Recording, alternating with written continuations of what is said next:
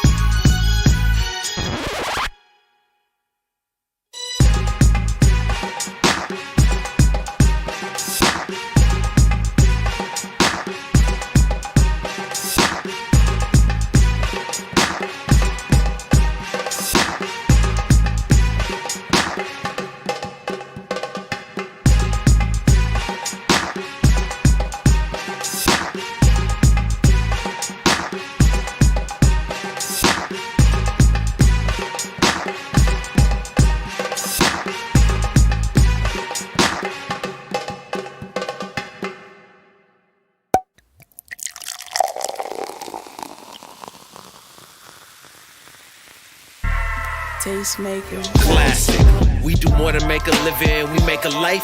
When everything is dark, we are the light. We are the tastemakers. Aight. Let tomorrow tell the stories that we make tonight. I told y'all, patience is a virtue. This is what perseverance will get you. In just 60 seconds, you will be live with the Tastemakers Pod. Again, appreciate you guys tuning in, and we'll see you soon. For the new tastemakers, sommeliers came out to play. Classics in the current day. For the movers and shakers. For the new tastemakers, sommeliers came out to play. Classics in the current day.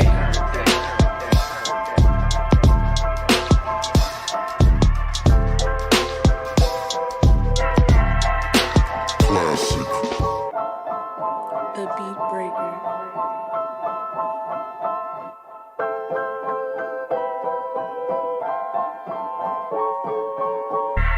Tastemakers.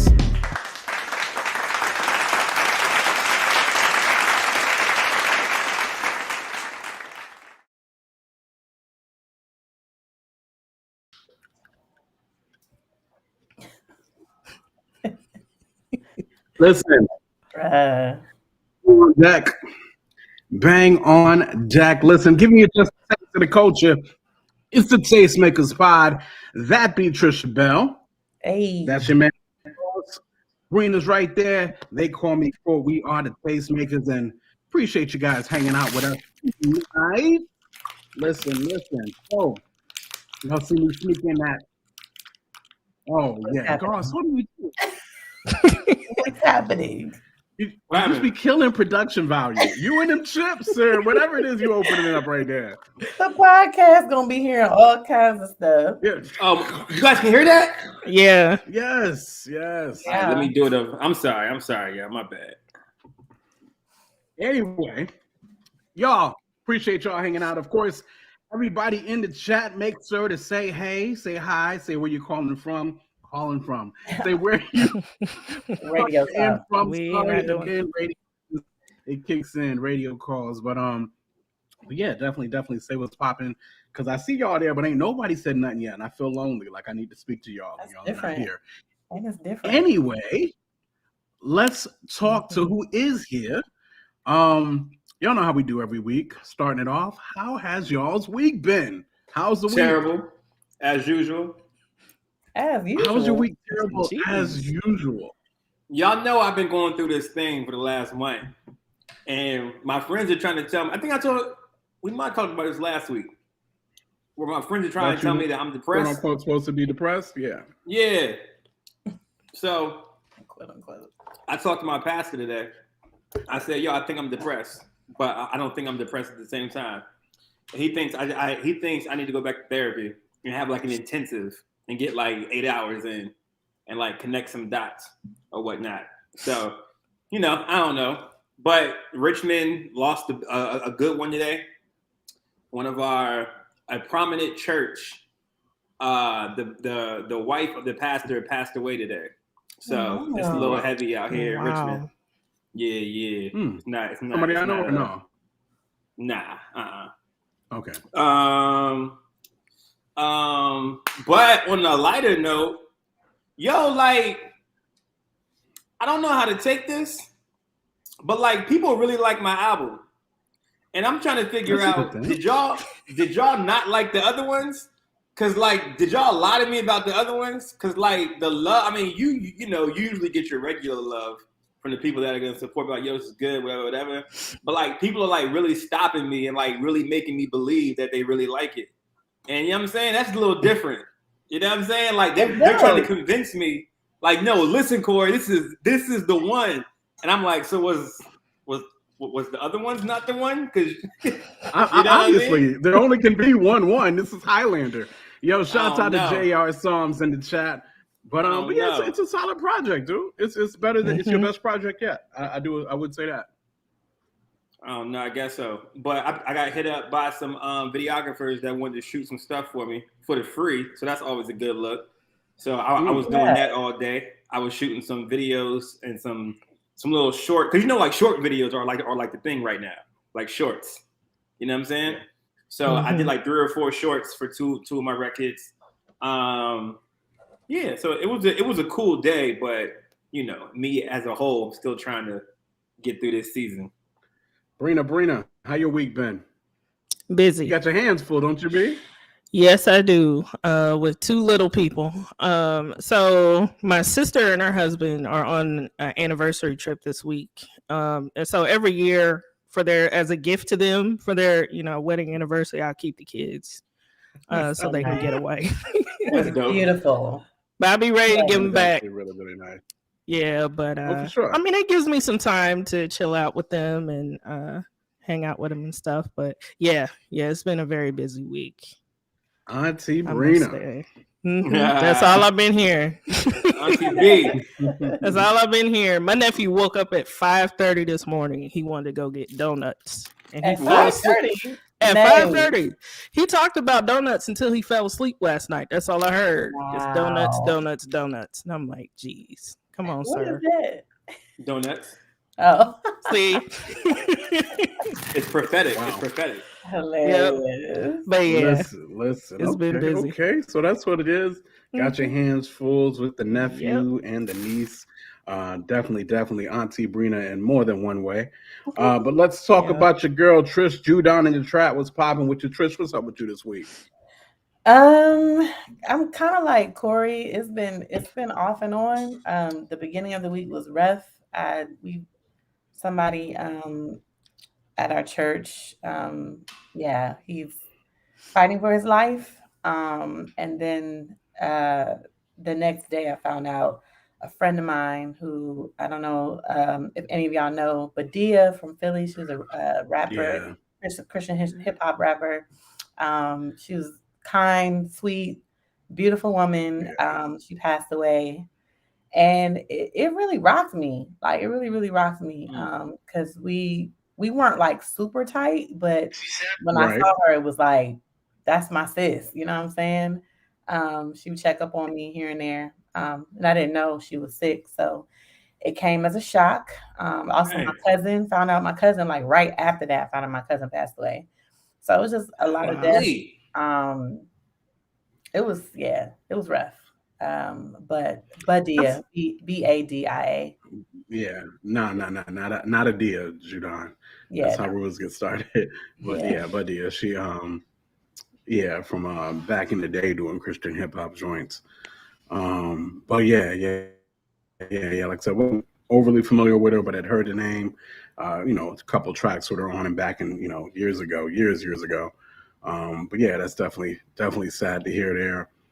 What about you, quote? Man, my week. You know what? This whole hiding sickness thing. It's kind of peculiar to me. Like people, like nobody wants anybody to know that they're sick. Or nobody wants nobody to know that they've got something or that they're going through or whatever the case may be. And I don't know, it's a little peculiar to me, but I've got some close people who are going through different things and stuff like that, but they never want nobody to know. You know what I mean? So, just kind of been dealing with that during the week or whatever the case may be.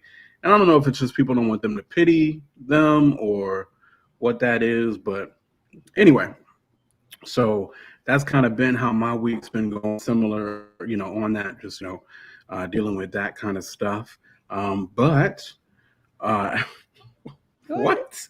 What is JR saying? What are you even saying? Quote got a rash. No, man, no, I'm good. I'm good. I ain't talking about me. Well, listen. If I'm ever any of that, y'all will know straight up from me right away, because I am definitely. Hey, look, I'm struggling with this. I'm about soliciting prayers. Amen. I'm about that. I be wanting everybody praying. Same. So and I ain't even, and I'm talking specific prayer, like get that up out of here kind of thing. Right. That's kind of how I go. So so that is what it is. That's what it is. Hey, look, so let me give y'all's flowers real quick. You know what I'm saying? Let me get a show the flowers real quick. So like, as I've been doing my thing, trying to be in this unusual season that I'm in right now, I ain't gonna hold you. I do be looking forward to coming up here talking about it with y'all. You know what I'm saying? Like, I really feel like, you know what I'm saying? We on that connection level. You feel me? Uh-huh. So I want to give flowers to the man quote for putting the whole team together. You know what I'm saying? Knowing different personalities and knowing how everything's gonna work. And then also I want to give flowers to the rest of the squad, because like this joint be like low key therapy for like the boy. You know what I'm saying? So like I do be looking forward to these Tuesday night. No, today's Wednesday. To these Wednesday nights. You know what I'm saying? Because I feel like y'all my people, and like I can like get this off. You know what I'm saying? Mm-hmm. So y'all definitely been a good sounding board for me. I appreciate y'all. Give y'all's flowers. That's what it is. Indeed, that's what we are here for. Thank you. Definitely. So that's what's up here. I'm gonna make an internet joke, but I'll hold off on that for the time being. Anyway, so let's get into the show. How about it? Listen, this week on the Tastemakers Pod, y'all, we are talking about what would you do if you won this lottery? Of course, everybody knows about the 1.3 bill mega mill that was out there. And so what would you do if you won a lottery? We're going to talk about Will Smith apologizing yet again. Your man Kevin Hart talking about egos in the Black community and how that keeps us from really doing some really, really big things. We're going to talk about, do white people have culture? That's going to be an interesting there. And of course, Beyonce versus everyone right about now. But we're going to talk about the Renaissance project and review that a little bit as well. So that is what we're doing tonight on the Tastemakers Pod. Again, as you guys chime in, I'll be seeing y'all. Say hi. Hey, like Tosh. I see you. Say hi. Tasha! What's poppin', Tasha, in the chat? Hey, definitely. boo! So definitely what's poppin', Tosh. Good seeing you as well. You gonna stop But cursing, yeah, so Tasha. that is what it is. But before we do that, it is first the meme of the week. Let's get into it. Tasha, DM me your number because Trisha won't give it to me. I did give it to you. I'm not. Yeah. Won't give it to me. I definitely gave it to you. So Trisha's definitely blocking. She's like, I did give it to you. Hold up. J.R. Song said, I'd pull up on the IRS for the rest of my check. I asked for it, but you didn't give it to me. You said, yes, I'll give it to you, but then you never gave it to me. Oh, I did? No. Hold, JR, so what? Okay, anyway, meme of the week. Let's rock and roll. No, JR's talking about because the IRS is taking like $800 million. Yeah, they are. Okay, this one's Corey's. Hold on. Okay, go break this one down for us real quick. Yo, 6 rings in one photo. Jordan is the only one that got 6 rings in that photo. Not the logo. That's hilarious. Disrespectful. I'm like, I'm trying I stared at this. Like, hold on. I was staring at it too. I was like, what? I don't get it. Like, oh, none of these jokers got rings. But yes, the guy, the logo in the top left-hand corner definitely got 6 of them bangs. That is for sure. So that is what's up. What's the next meme? Okay. This one's yours quote. This is mine. That's funny. Yeah, That my is friend funny. showed me how they fixed their water stain on their ceiling in the office. I don't know why this joint give me funny. pea stain vibes, but we don't know how the water be coming up the top. They just put a sticker on no. That's Big brilliant. Bird. No. Yo. Hey, That- depending on where you work. Oh no, that's X in their house. Oh no. Oh. Yeah, wow. you can't be That's in what the it crib is. with that. The crib. It could be in the nursery though, can't it? Can it be in No, the I'm not gonna nursery? get that fixed. Let's not like make it a thing. Like, no. No. Listen, that is the nursery jam right there. What we got That's next? Okay, this one, I took a picture of this. This was on my alarm clock, and I was just trying to figure out why that was even a question. What? It's It was on your alarm popular clock. question. Yeah. Alexa, Yeah. how many kids does Nick Cannon have? I mean, what is 11:48. the answer? 11:48. We just round up. Just round on Just up like to the Which is 12. funny because what's funny is my Alexa, one of my Alexa, my only Alexa in my house because I got Siri everywhere, is actually trying to answer this question, but I can't hear it. So anyway, somebody Google that before the time's out. What's going on with the Alexa? And what's going on with how many kids does Nick actually have at the current time? All right, so in the last one. Oh, this is funny.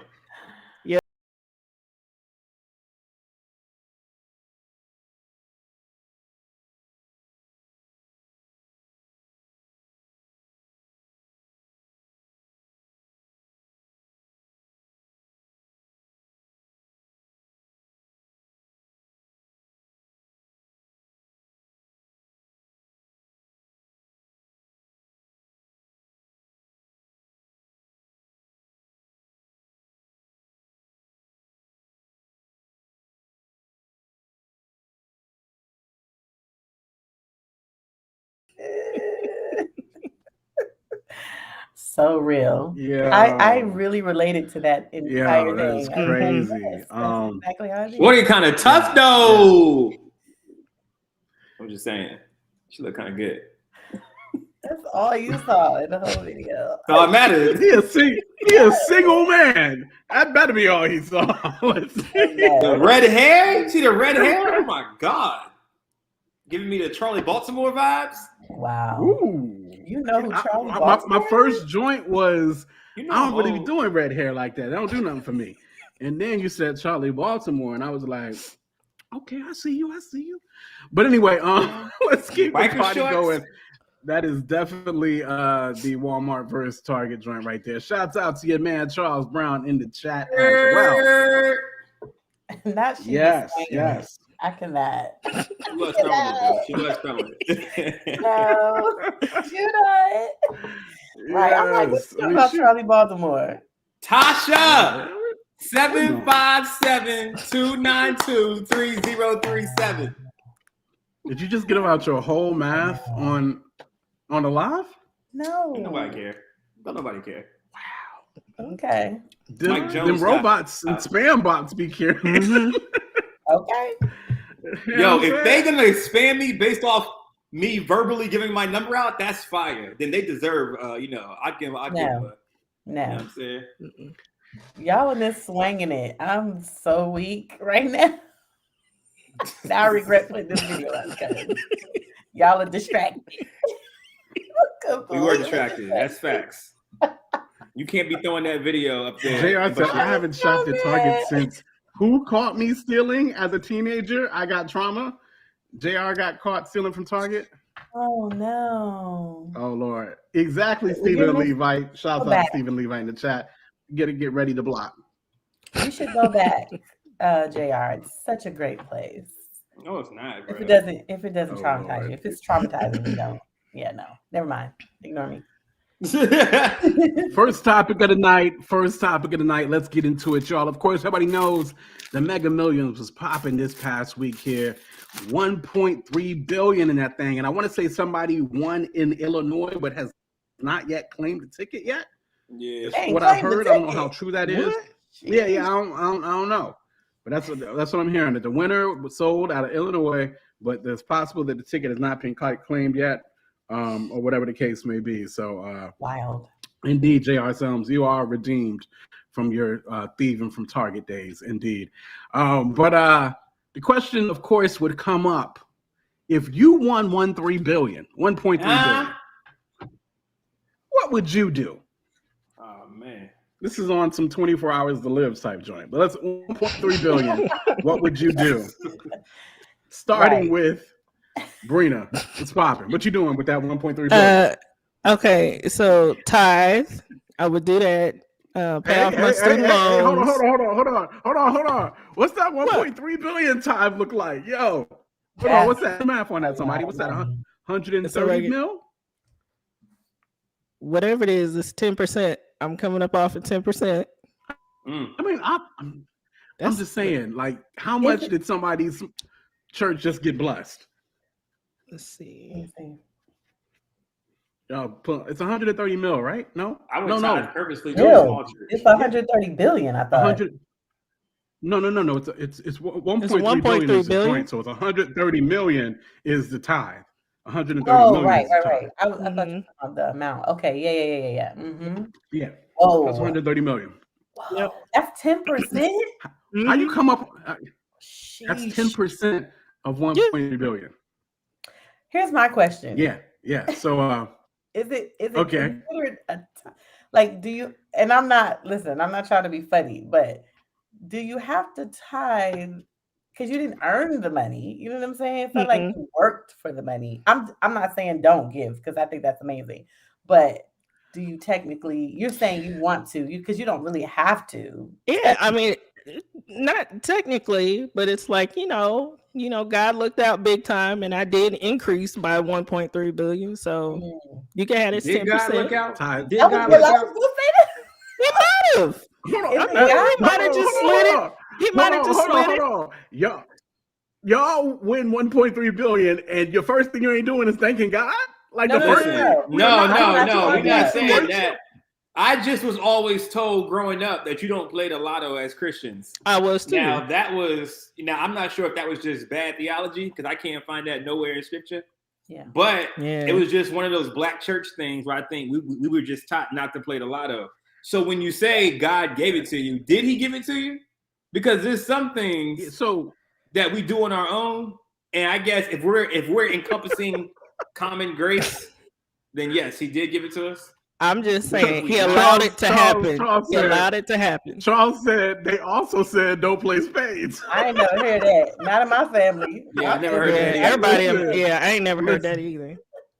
Listen, then he said, "Yet I slam it for Joker." I can't So play check it spades, out. though. So the I whole can't play. not paying tithes, not doing the lotto thing in churches was a lot. But I mean, they did cast lots in scriptures, and it was not, and sometimes it was actually for good. Yeah. You know what I mean? Sometimes, that they actually did cast these lots. Most of the times it wasn't, but there was at least 1-2 times I can think about where it was for good. They were asking the Spirit move through the casting of the lots to give direction or give whatever the case may be. So playing the lotto, is that sin? I don't play the lotto, but I don't personally believe it to be sin to play the lotto either. So that I'm not there for sure.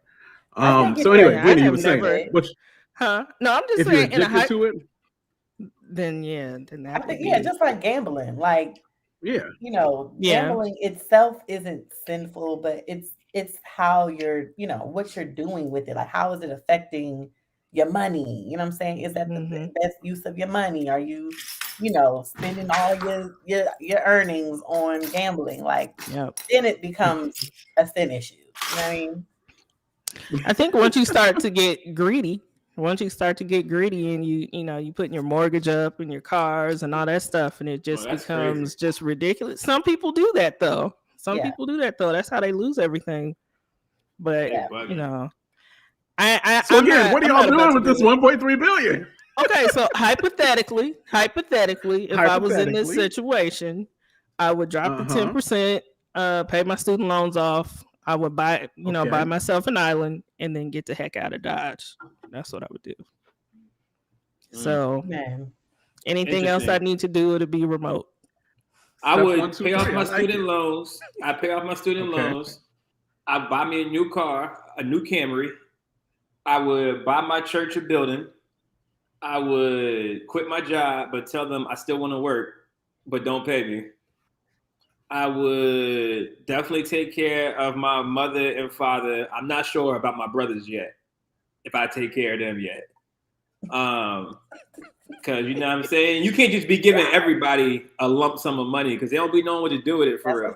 You know what I'm saying? Give everybody a lump sum of money, though. You could buy their something. Like you can take care of their mortgage or something. Yeah. No. I might give them an allowance. You know what I'm saying? Wow, an allowance? Yeah. That's interesting. Like I give them an allowance for like grown men. You give grown men an allowance. You think they're not gonna take it? You think they? Right. You want to give me? If anybody wants to give me an allowance, I'm all about it. Let me know. Absolutely. So like, like I hit them off for like maybe an extra $2,000 a month. You know what I'm saying? Be like, yo, go do something with this $2,000, and then show me what you're gonna do with it, and I might give you some more next month. Yeah. So you know what I'm saying? Like they'd be on my payroll. You feel me? I mean, I would definitely be the hottest gospel rapper in the world because I'd have the most money in the world. So ain't no way. I would buy Rapzilla. I'd buy Rapzilla. Okay. Wow, you gonna buy it? Okay. I'd buy Rapzilla.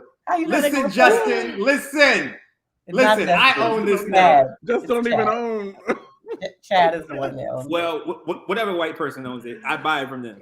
Okay. Wow. And then it'd just be it'd be Sea Gosszilla. You know what I'm saying? Because it'd just be a bunch of Sea Goss. You feel me? You're not going to invest? Oh, Lord. I'm not done yet. I'm not done yet. My bad. I'm not done yet. Okay. I thought about this because I thought that I was going to win because I thought I heard the Lord telling me to go buy this ticket from this specific gas station, but it didn't happen. So I thought about this before I bought my ticket. I bought 2 tickets for $4. All right, but anyway. So, and then I would go to Miami and purchase a block of houses. Like I want to buy the whole block. There's this area called the Design District, okay? And they got super dope houses. So I go to Design District and buy the whole entire block. You know what I'm saying? Because Miami's my spot. Yeah. You know what I mean? So now I got a crib in Miami, got a crib in Richmond. Did I say buy a Camry already? Because the Camry is like my dream car. I love Toyota Camrys. No. So I'd buy a Camry. A Camry is your dream car? Yes, they're the best cars out. I buy a Camry. Is the best. You definitely got the right company. For sure. You got the right company, right? Toyota. Yes. But Camry's the best car that Toyota makes. Not even some form of Lexus. No, It's the Toyota. same. It's the same. It's cheaper. Yeah, it's cheaper the to fix a same Toyota. car. It's It's cheaper to just a fix a premium Same tag. Toyota. company though. So I'm saying Toyota, Lexus ain't but a Toyota. I'm just saying. But it's I cheaper would to fix a go for the Toyota than high-end fix a Toyota, Lexus. which are Lexus. For what? For Yeah. what? Nah, because when it breaks or gotta get maintenance, it's still more expensive. A No, Toyota. that's not even true. No, Yes, a it is. Toyota and a Lexus maintenance-wise are about the No, same. it's not. Believe me, I know No, because it's I've not. had a Toyota and I've had a Lexus. They're the same thing. I promise you. Are you out here with different Lexus? kinds, though. Well, I've got out here with a Lexus? singular Lexus. I've got a Hey, singular Lexus. Okay, Lexus. And I then, got one. and then, domination would be set for the rest of our lives. We have the illest Christian hip hop show ever in our life. You know what I'm Yes. saying? Like We're going on domination would be tour. out of control. You know what I'm saying? Like it'd be so next level. Feel me? I'd buy J. Crew. There's a J. Crew store that I like, so I'd go to J. Crew and get all the fire little. That's I love what J. you're Crew. shopping? Yeah, No. J. Crew is fire. No. Yes. No. What you want to do? Fashion Nova? What you Now, want to do? I mean, Fashion Nova might be better than J. Crew, but not quality wise. Not quality wise. No. J. Crew clothes make me look amazing. Okay? Okay. Like I look You like You sophisticated. like them polos. You like them polo Johns. Yeah, absolutely. Don't let me get my beard popping with a bald head. Oh my God, all the aunties is after me. Not Trying to tell you. aunties. With my J. Crew shorts, Not the my Hot Boy aunties. shorts. It's a wrap, bruh. With your So hoochie I daddy would buy the J. Crew that's right down the street in Willow Line. Of course, well, I said I buy my church a building. And then on Facebook, every other week, I'd give away $50,000 Wait, on Facebook. you see what Charles said, Corey? What Charles So I said? said you're gonna buy a beard unit. A beard unit? Bro, what you mean? My beard is popping. I can't. That doesn't make no sense. I've never had an issue with the beard, so I don't know what he's talking about. I think you never grow. You never. I've never seen you like grow it all the way out though. Yeah, I have. It Again, used to, look at I don't think I've seen it. my Facebook Okay. profile. My Facebook profile, my joint's Booth. I got the Rick Ross Okay, and I Nipsey think I Hussle. remember that. Oh, Yeah, okay. you're right. I had the little Nipsey jump, but I made the girl stumble, Okay. so I had to cut it. You You know what I'm saying? No, you are I made bad. the girl stumble, so I had to cut it. Yeah. It's I'm about trying to be biblical. I'm trying to be biblical. Oh, I'm trying to be modest out here. Trying to be biblical, bro. Modest with the beard. Wait, Listen, okay. beard? Oh, I would buy Tasha helicopter. I buy Tasha helicopter. You know what I'm saying? What? Wait a minute. I'm not done. I got a whole list. Oh my I god. said, how did Tasha get a helicopter before I got a helicopter? And before I You get don't a need a private jet, a helicopter. PJ.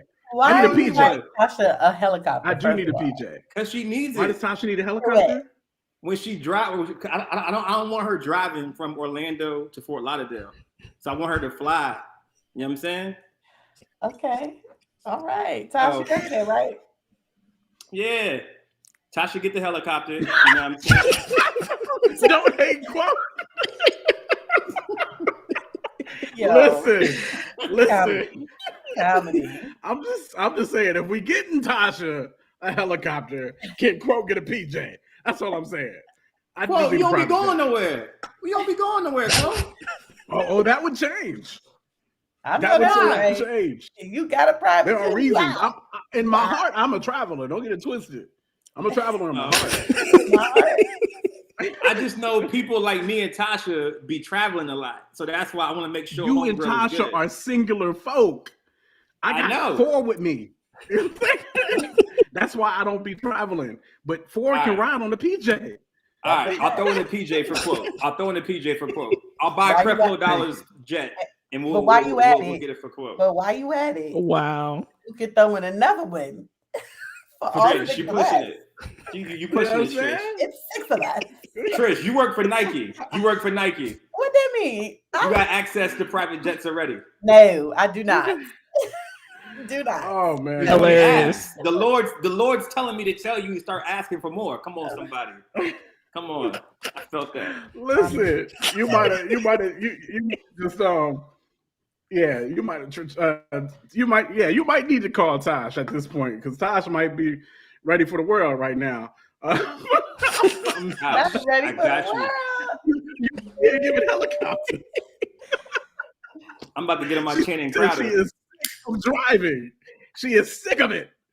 I know what Tosh needs. I know what Tosh needs, bro. Are you now? Yes. Oh wow! Enlighten us on what Tosh needs. Hey, I think he is. I think he is. He started with the helicopter. Tosh seems to be agreement with the helicopter. You know what I mean? So look, I'm gonna tell you what else she needs. You know what I'm saying? Trish, Right, don't look at me like that. I think we're gonna stop while we're ahead. You want me to keep going? No. I'll tell you what she needs. No, I don't want us to keep going. No, no. Yes, exactly, Charles. When does you switch somewhere else? Yeah. No, yes. We right where we need to be. We right where we need to be. So, Trish, what you doing with this one? I mean, my situation is not. I mean, I'm not going to be as detailed because there's a lot of things that I would buy. Sure. First of all, I am not telling anyone. That's number one. The only people that would know is my family.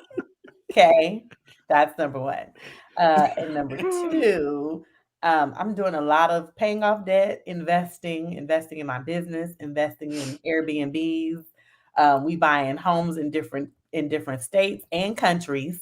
Hey, go to Ghana. Yes, definitely. I feel like we didn't make the Trisha family cut. I feel like we didn't make the family cut. The Tastemakers didn't make the family cut. I did. I made it. Hold on, wait. She didn't get to finish, quote. She didn't get to finish. Okay. My bad. I mean, you said family, and it felt real blood-like. It didn't feel like it extended. Yo, quote always jumping to conclusions. You know what I'm saying?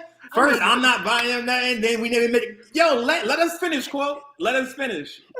I probably wouldn't tell. I probably wouldn't. I don't know. I probably would tell y'all, but I might. If I don't tell y'all, y'all will know that I have money because I'm going to be giving it. I'm going to be investing in the Tastemakers. So y'all be like, all of a sudden, yo, we got this ad budget out of nowhere. She's like, we got this ad budget. Don't worry about it. Don't worry about it. Don't need pop up UPS pop up. We all got new cameras and new. Joshua, I mean, Trish, where's this come from? Oh, we got a grant or something for this. Yep, I was looking at the whole story. Stephen the Levite clarified. So Daryl is like, to clarify, she is definitely referring to the six of us. Of course. You know what it is. Listen. Then he said, make it the two of us because we wouldn't have to tell the kids. Oh, my oldest kids, they can't keep nothing to themselves. They surely can. Yeah. How you not going to tell the kids? Kids cannot. How you not going to tell the kids that y'all rich now? Kids can't know. The kids cannot know. And then they would be they run their mouth. Mommy, can I have this? Can I have that? Can I have this? Can I have that? Like, no, they already asked that. Listen, I'm like, I ain't got no money for they already think we rich. Come on. Period. No. You gotta give them everything they ask for. And we don't. And we wouldn't. I'm saying even if you were rich, you don't got everything they ask for. For sure. No. That's no. I just don't want to hear more of that. You know what I mean? But yeah, definitely paying off debt, all that stuff. I'm gonna get my dream car. A G-Wagon. That's my dream. My dream car. G-Wagon? Okay. Yes, indeed. All like green, like an army green joint. I want an army green one and a black one. Matte. No, you don't need two. I don't need to. I don't need to. But she won't to. I want to. I didn't say I would buy it. That's the flesh. That's the flesh talking. That probably is my flesh. I ain't gonna lie. But yeah, we definitely probably gonna leave the country. We ain't gonna be in America. Definitely not. We out of here. And I'm gonna take care of my daddy because I said I was gonna take care of him, and maybe my mom. I don't know. That's a sticky topic. But anyway, yeah, it would be. I would take care of my people. Yeah. Yeah. Cool. So did somebody just get shot at that? Yeah, I think someone's arguing in this hallway. Hold on, let me go inspect. Oh Lord. I heard somebody yelling. Mm-hmm. Yeah. Daryl said, "We ain't staying." Listen. That's one thing. Wait, so listen. So if I get that 1.3 bill, like Brina said, and the other two of y'all heathens didn't even say it all, I shall tithe 130. Oh yeah. I shall tithe 130 of them things. I'm not tithing. I'm giving crazy. I'm giving crazy. I'm not sure. I'm not sure how I'm going to tithe 130. Like, is that just going to go to my church? Or might I bless a couple churches on to come up? You know what I mean? I don't know. The small church, the small churches. You know what I'm saying? I'll be giving a lot. I think, yeah. So the tithe joint. No. Huh? Is that still considered tithing? If you're giving just, you have to I don't know. I don't know. Theoretically, but Lord knows the last thing I want to do is go into a tithing lesson right now. So, we're not. So yes, getting the tithe out the way. Paying all the debt goes without saying. Paying, the family debt. When I say, whatever the case may be. You know what I mean? Go ahead and pay off the parents' mortgage because that just needs to happen. Let's go ahead and pay off the parents' mortgage. You know what I'm saying? Make sure my brother get him taken care of, squared away. You know what I mean? Whatever the case may be. All right, so he's good on that as well. Everybody's getting houses at least, so that's one thing.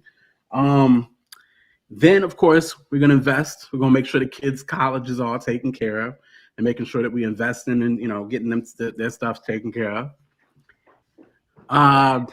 Vehicles, everybody's getting new vehicles. You know what I mean? It is what it is. Everybody getting new vehicles. You know what I mean? I don't know what exactly I'm gonna get. Whatever. I'm not gonna drop off the map. I have no intentions of going anywhere. I just ain't gonna tell nobody nothing.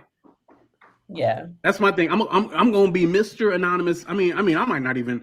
For real, I might not tell my parents. You know what I'm saying? Like, they mortgage might just end up getting paid off, and it's just like, oh Lord, thank the Lord. You know what I mean? And we keep it moving. You know what I mean? All glory be, and we keep it moving. You know what I'm saying? My mama cussed me out if I ain't tell her I want $1 billion. Listen, I don't know that I'm telling anybody but the wife. You know what I mean? I think the wife is the only one that's going to be told, and everybody else is just going to receive anonymous blessings. You know what I'm saying? Yeah. So I mean, y'all, everybody gonna get anonymous blessings. It's just kind of what it is. I am then going to buy up at least 10 radio stations across the country. At least 10 of them things in Atlanta, Houston, Chicago, probably 2 in California, of course 1 in Virginia because I live here. We need to buy something up in New York, probably 2, and maybe something in Florida. You know what I mean? But 10 stations, 10 radio stations. They will be the premier Christian hip hop stations.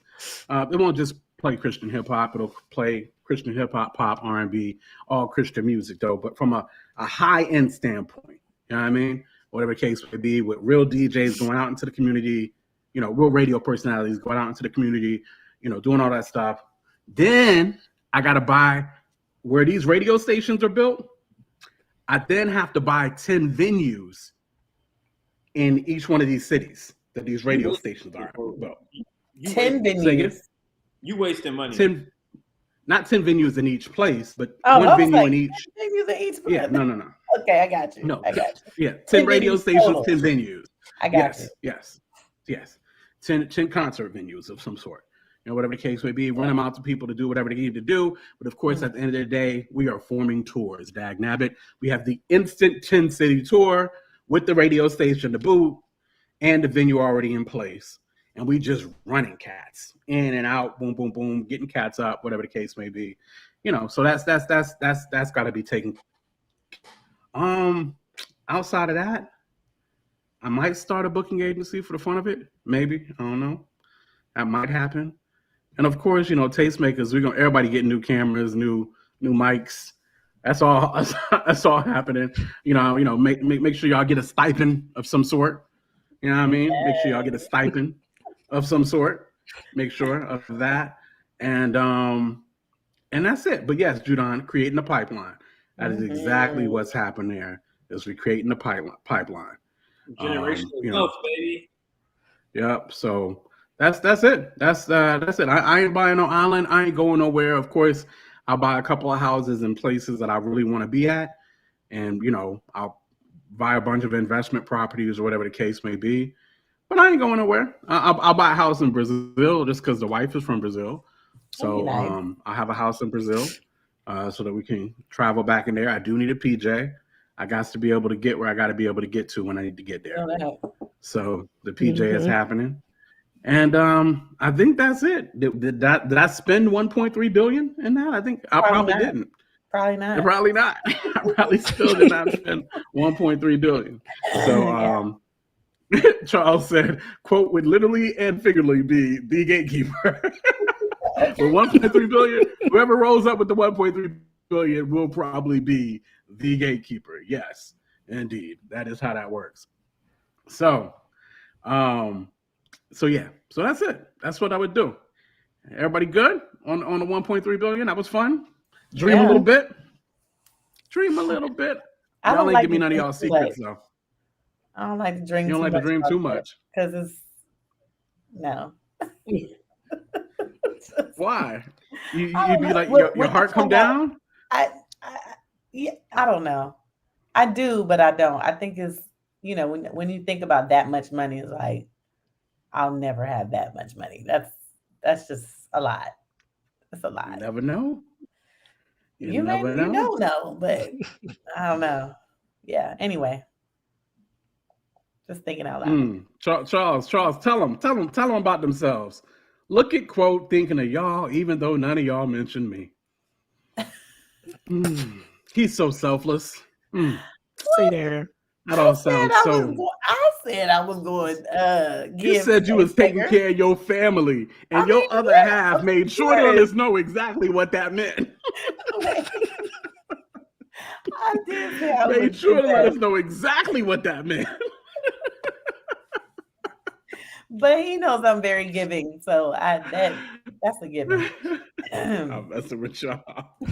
Listen, so that's what we would do with the lotto. Listen, make sure y'all let us know exactly what you guys would do if y'all hit that 1.3 bill in them chats there. As I understand, it still has not been claimed, so I ain't telling you to play.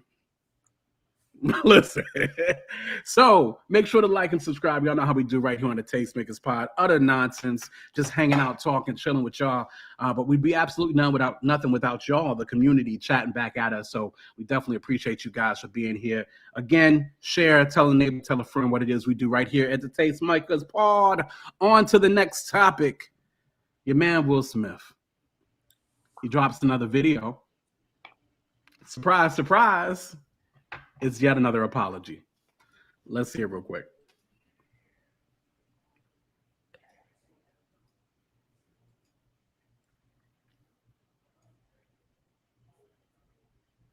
We might need to put that joint on 1.5, if not 2, so we can get through that joint quick.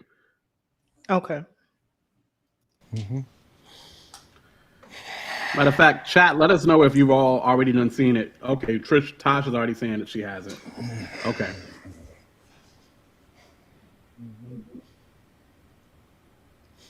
Why didn't you apologize to Chris in your acceptance speech? I was fogged out by that point. It's all fuzzy. I've reached out to Chris, and the message that came back is that he's not ready to talk, and when he is, he will reach out. So I will say to you, Chris, I apologize to you. My behavior was unacceptable, and I'm here whenever you're ready to talk. Yo, if y'all have already seen it, let us know. I want to apologize to Chris's mother. I saw an interview that Chris's mother did, and that was one of the things about that moment. I just didn't realize, and I wasn't thinking, but how many people got hurt in that moment. So I want to apologize to Chris's mother. I want to apologize to Chris's family, specifically Tony Rock. We had a great relationship. Tony Rock was my man, and this is probably irreparable. I spent the last 3 months replaying and understanding the nuances and the complexities of what happened in that moment.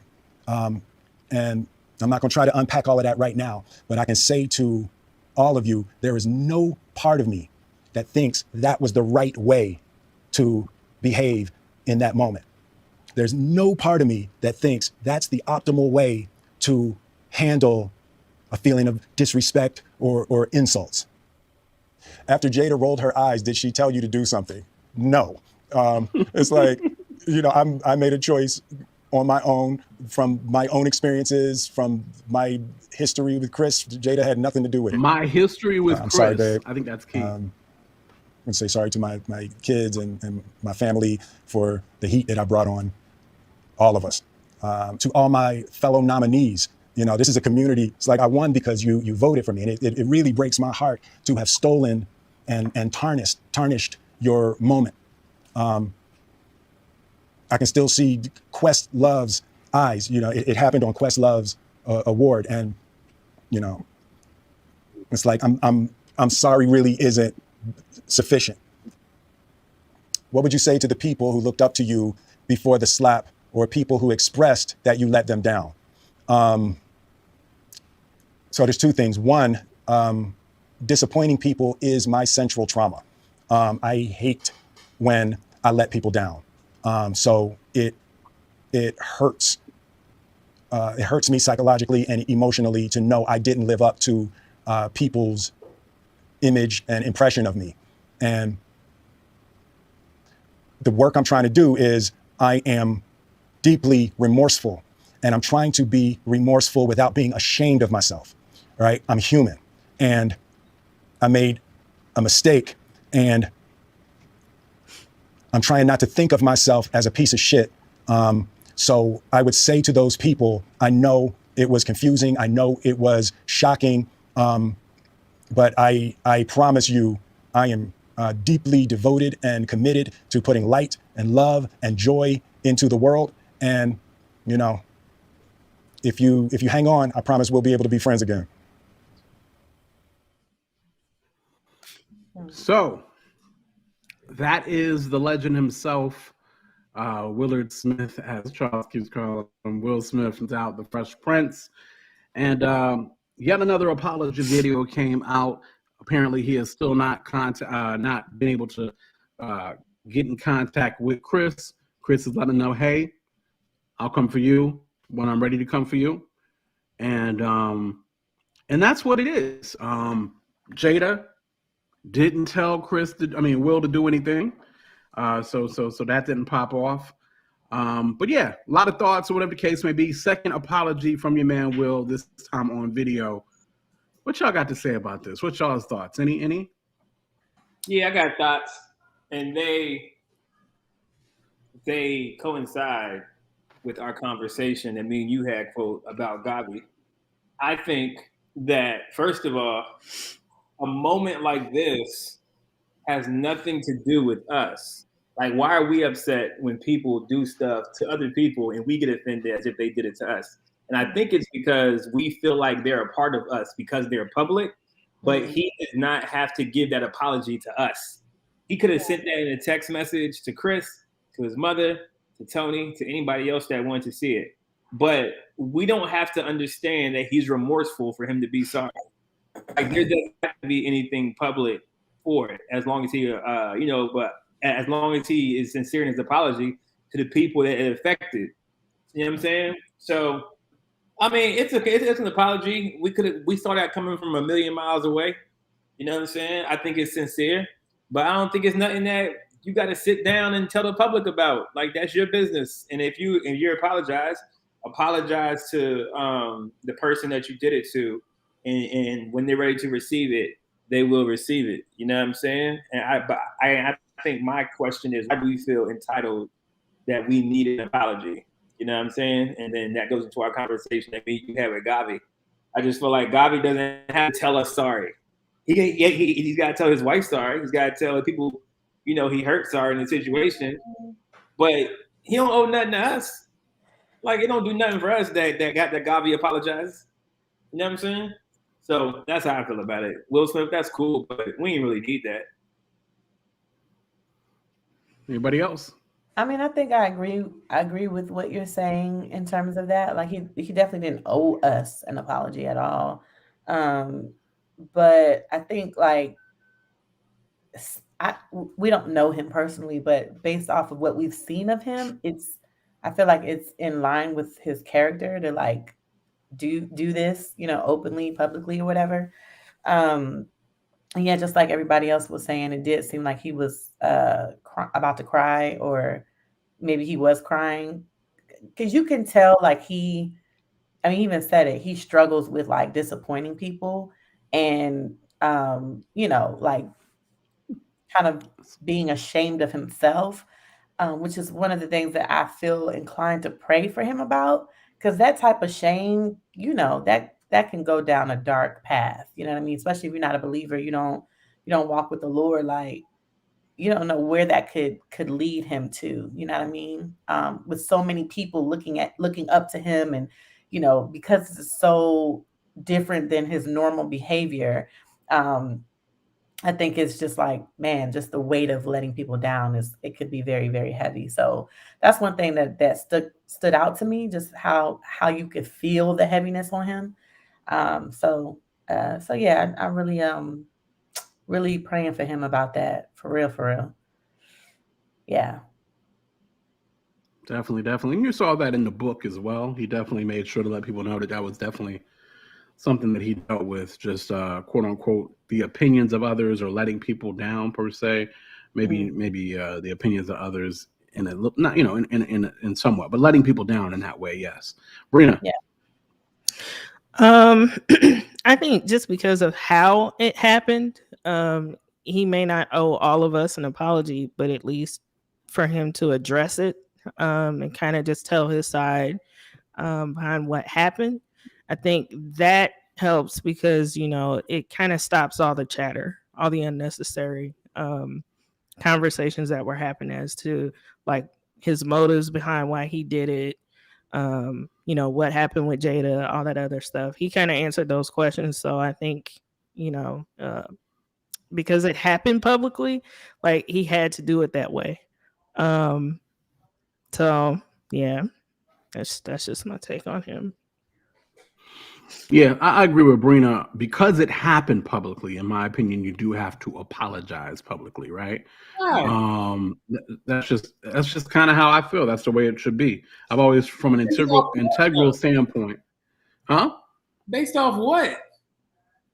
I think from an integral standpoint, that's just the way. If I ever messed up publicly, I'm apologizing publicly, because that's how I messed up publicly. If I mess up in private, I apologize in private. That's one of my standards. I'm not based off how the person wants you to apologize. Like if I apologize to you for something that I said publicly on Facebook, and then I come to you and say, "quote my bad, I shouldn't have did that," and you're like, "Oh no, I forgive you. It's all good." Or would you what? Are you saying you would say no? You called me out publicly. I want you to apologize publicly. So then I would do that because you're asking me to. But if I'm trying to I'm saying my standard of apology. I'm not saying the apology. If you did something publicly to me and you came and apologized private, again, that's good enough for me. However, whatever the case may be, me personally, if I do something publicly, I feel like it is responsible for me to set it right publicly as well. Yeah. I was wrong. I need to fall on my sword. I need to eat this crow, whatever the case may be, and apologize. And normally, don't be wrong, in a situation like that, normally I would have already came privately to the person first and apologized, and then came back around and be like, okay, hey guys, and I've already talked to yada yada, but I really needed to apologize for the way I handled said boom boom boom, because it was in a public spotlight. So I think him apologizing publicly is not a bad thing. I think that is I think it's a good look. I think somebody asked in the chat, did he reach out to Will Packard? Did he reach out to Questlove? I'm hoping that he did. I'd expect that he did. You know what I mean? I'm not sure that he did, because I don't know, but I would expect that he did. And so yeah, I'm okay with him apologizing publicly. The first time the statement, this is a video, right? And then I think Judon even said it earlier too, like public perception is part of how he makes his money too. Yeah. Okay, so all of that has to be considered. If people don't like him, people don't go buy tickets. And it makes sense. It makes sense. He's not obligated, but it just makes sense. I feel like it's the right thing for him to do based on that. Yeah. I don't know. I've seen people do way worse, and people still go buy tickets. Like America is the most right. ever. I'm not saying you're wrong about that. Yeah, so I just don't see the argument for I have to apologize because people are this is gonna stain my reputation. I feel like if anything, it gives them more buying power. People will want to go see it now more because they like that comeback story. And they like depends. I think it depends on what the offense was. You know what I'm saying? I think it depends on the offense. Like that Garvey situation to me. Rihanna up. You say what? Chris Brown beat Rihanna up. And it's on a sold out tour. But see, first and foremost, that was how many years ago? It don't matter. I'm talking about the principle. But he did speak about it publicly. Yeah, he spoke about it publicly. He asked for forgiveness for that. He apologized. Yeah. He cried in front of the world about that joint while singing "Man in the Mirror." And again, the boy was 18 years old. He was 18-year-old when it all happened. So, I mean, we're talking about something that happened in what, 2020, 2024, 2025? What was that? What? You going in the future? Literally. Hold on. Did I go back? Listen, you did. 2004, 2005. Somebody Google when did the Chris and Rihanna joint pop off? But I was talking to I was speaking to the point more so you're saying that people will stop buying tickets because they don't like you now as a person. And I don't think that an apology makes you like a person again now because, oh, you apologize, so now it's all good. Like, I don't think that's just a person's fans are going to rock with them no matter what, right? But there is a segment of the public who wants, an apology per se. If they don't get it, they still gonna rock with that person. That's not always true, Goss. When has not always true? When hasn't it been true? It was 2009, by the way. Was that 2009? Yeah, it was 2009. When has that? That was about 12 years ago. When has that not so been over a decade ago, but not 20, not 15 or whatever. But yeah. But anyway.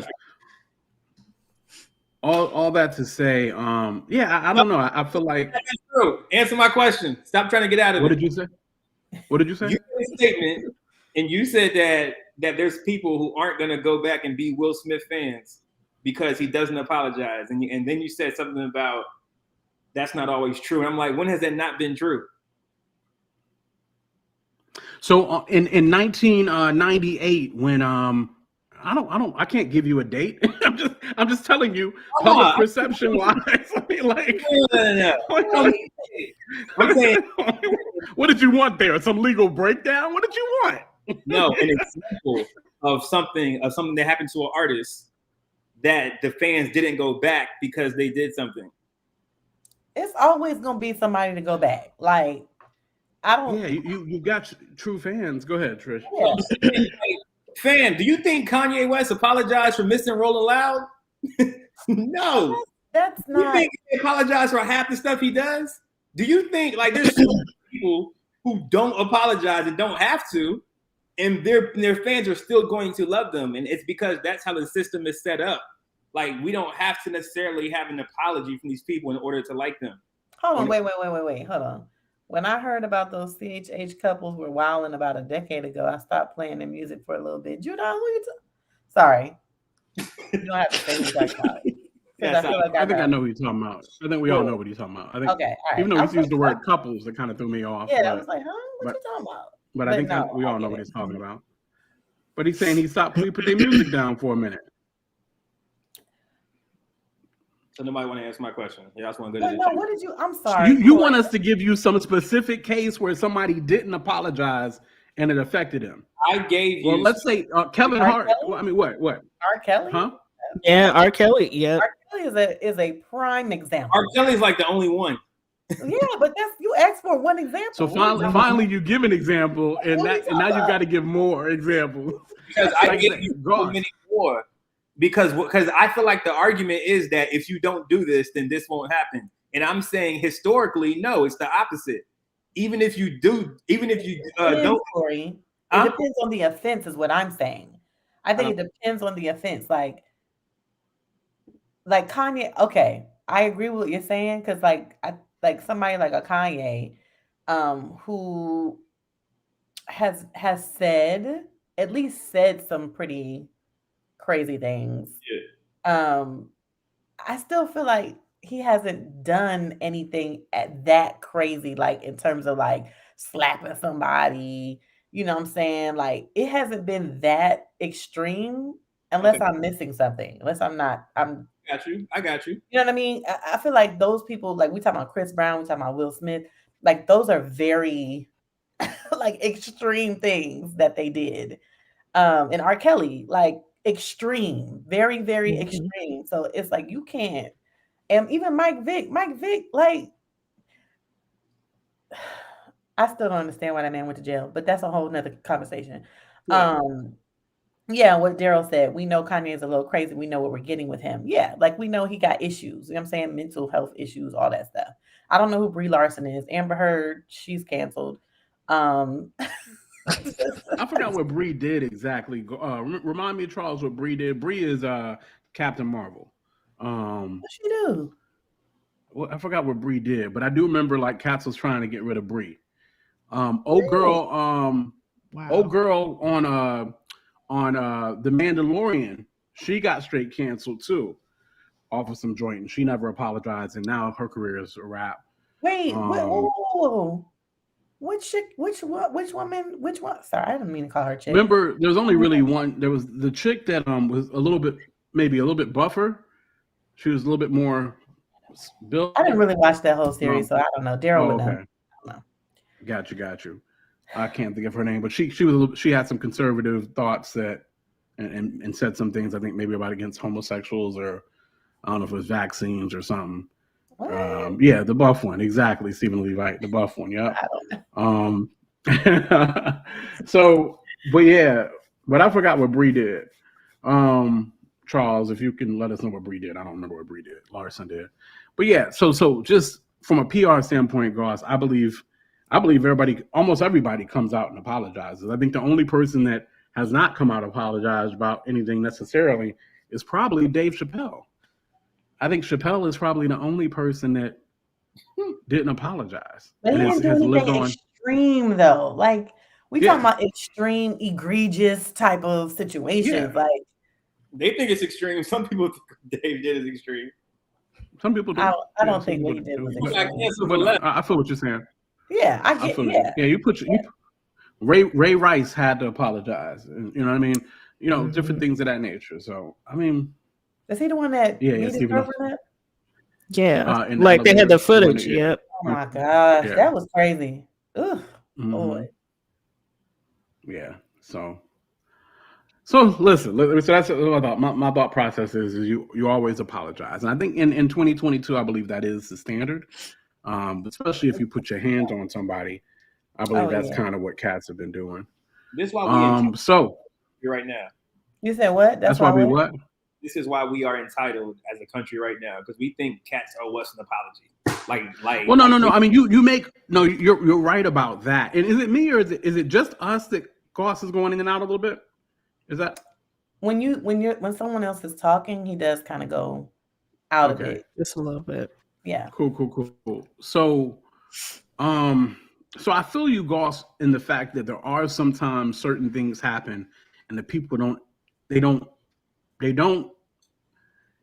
shouldn't be entitled to give the public an apology as much as just that individual. And this is normally stuff that happens behind the scenes that comes out or whatever the case may be. I think the one I can think of is What's the boy that said the dude that said that Blue Ivy was ugly?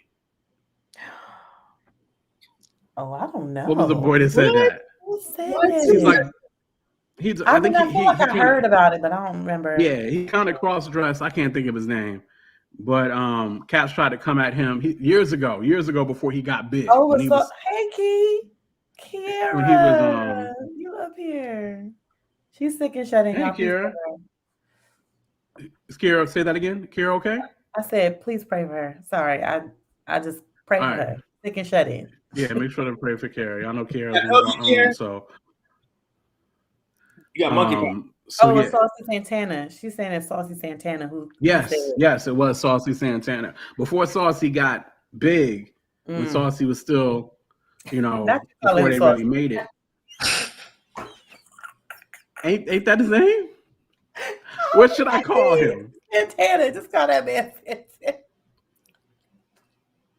Okay.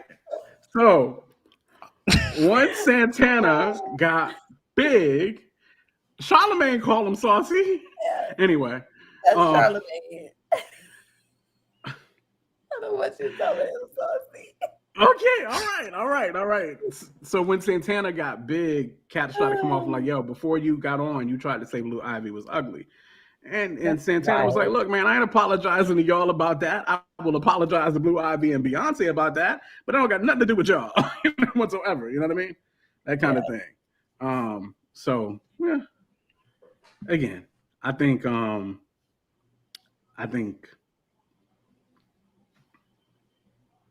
there's different situations require different things. I agree with that. Is ultimately what we're saying. So is there a fake outroar that comes out of people wanting people to apologize? Yes.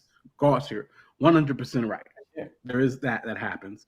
And then there are events like what happened with Will, where you probably do owe multiple people, if not the public at large, an apology.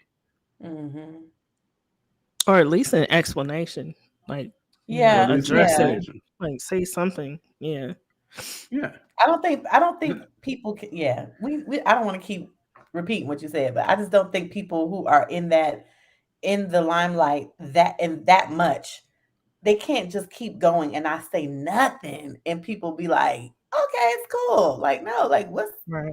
And I agree. I don't think he has to apologize, but like at least say something. Yeah. So yep, that's what it is. Will Smith, yet another apology. And, Chris is going to make money off of this. And shouts out to Chris, because like I said, Chris was definitely the victim in the situation, theoretically. So shouts out to Chris for, we'll go back again, for holding his own. He still ain't spoke. He be getting them jokes off on Will now, too, which is kind of funny as well. But everybody going to make money off of this, except maybe Will. But eventually Will make money off of this as well. So that's a whole other situation. Not Homelander. On to the next. What happened with Homelander? What happened? You don't watch The Boys? Unfortunately. Oh my gosh, that show, man. I love The Boys. The Boys is a great show. It's also on the verge of being one of those shows where I'm like, should I be watching this? It is so wild. I'm like, Lord. Listen, I currently have 2 shows in my database right now. The Boys is one of them. There is totally 2 shows that I watch very much so, in which I'm like, I don't really know that I should be watching this. But The Boys is great. It's great. I'm not going to tell you guys to go watch it, but it's a good show. But it is wild as all get out. And I'm not sure that I should be watching it. And then there's another one that I can't even say y'all that I watch. That I'm just like, I just don't really know if I should be watching this on some. But that one's more on a spiritual tip. I'm like, I'm not sure I should be watching P-Valley? Huh? No, I watch P-Valley. Nah. What network is The Boys on? The Boys is on Amazon Prime. Yeah. No, it's really good. It's really good. Yeah. Now The Boys is wild as all get out. Wild though, very wild. Wild as all get out. Very, very wild. But listen. On to the next topic. Y'all know how to do. Make sure to like and subscribe. Tell a neighbor, tell a friend what it is we do right here at the Tastemakers Pod. Appreciate you guys hanging with us. We still got like a couple more joints to get through here. Oh wow. Kevin Hart was on the Pivot podcast with Channing and Fred and Ryan. And he's starting to say this, and he said this a couple times, but he started to say this right here about Black people and their egos and it getting in the way. Let's go ahead and hit that video real quick. Why can't we ever surpass or overcome the financial hurdles that present themselves and stay connected? Why can't we do that? It's called ego. That's why you remove it. Easier said than done in some circumstances. It's actually not. In some instances. But when people say that, right? When they say it's easier said than done, and the ego is very present and dominant, right? You gotta ask yourself why. Why does it matter? Why does it matter? Me and Dwayne Johnson are good friends. You know what works? DJ, I don't give a fuck about titles. I don't give a fuck about number 1 or number 2. DJ, I don't care what that thing is. Like what, dude, I love working with you. Right. You're my guy. I love you, champ. Love you too, Kev. You want to do this thing? Let's make it work. Kev, my company's producing it. You want dope. I hope you guys knock it out the park. Let me see the materials. If I can help, I can. DJ, I got something that's coming from my company. Hey, do you want me to include you? Do you guys want to co-produce? How do you want to do it? Kev, we'll work it out. We'll figure it out. Hov, can you sit down with me, man? I got a show. I want to fucking talk to you. Yeah. Hey, man, I got this thing, guys, I'm doing. Chris, me and you should go. What do you think about doing New York together? Fuck it, we can co-headline it. Let's split this down the middle. I don't care. Fuck it, Kev, yeah, let's do it. You think Dave will come to one of the shows? Let's ask him. Dave, what you want to do? Oh my God, guys, it's great. There's no egos. With real success and real fucking moves, the real ones. Right. The real ones, there's no egos. Because collabs are collabs that don't question where I stand and what I am. Right. There's nothing about the next person that's going to affect or rock my world. I know I'm Kevin Hart. I don't need you to fucking validate it. Right. I don't need that. I have no ego. Yeah. None. I got a fucking tequila. I'm not competing with Dwayne. Yeah. It's not me versus him. You bring his bottle out here, I'll be the first to hold it up. I'll be the first to support my guy while I have mine. Because there is no ego. People don't understand that there's so much room for us all. But there's this warped view that there isn't. There's this warped view that it can only be one. And that's actually that's something that, like I said, even like I said, Chadwick Boseman has been real big on is what there can only be one. That's crazy. But listen, what do y'all think about specifically with Black people and this ego thing and how it kind of possibly gets in the way? Why do y'all think that is? What do y'all think that is? Talk to me. I think that we have, first of all, in order to get to that space where you realize that the ego is not in the way, you have to have mad ego to get there. Like you have to have, well, not have to have, but this is like Kevin Hart, The Rock, Jay-Z. They all got, well, I don't know about Chappelle, Chris. Yeah. Like, well, yeah. I don't like, they all probably have huge egos before they got to this place where their ego doesn't matter anymore because they're all filthy rich and they're all on the same level. So what he was saying, I think, was true, but you have to be at that level with that same person to where your ego doesn't matter. Because Chris Rock is not going to do something with me, and then I say, let's say I'm a comedian who nobody knows. He's going to want me to go first. You know why? Because he's the bigger name. Because his ego is telling him that, right? But that's like, and that's not unheard of. But I agree with, I believe that he believes what he's saying in the context of if everybody's on the same level, then that works. But if everybody's not on the same level, then that's when your ego comes into play. So I believe what he is saying, but I think if he's honest with himself, he doesn't believe that in a holistic view.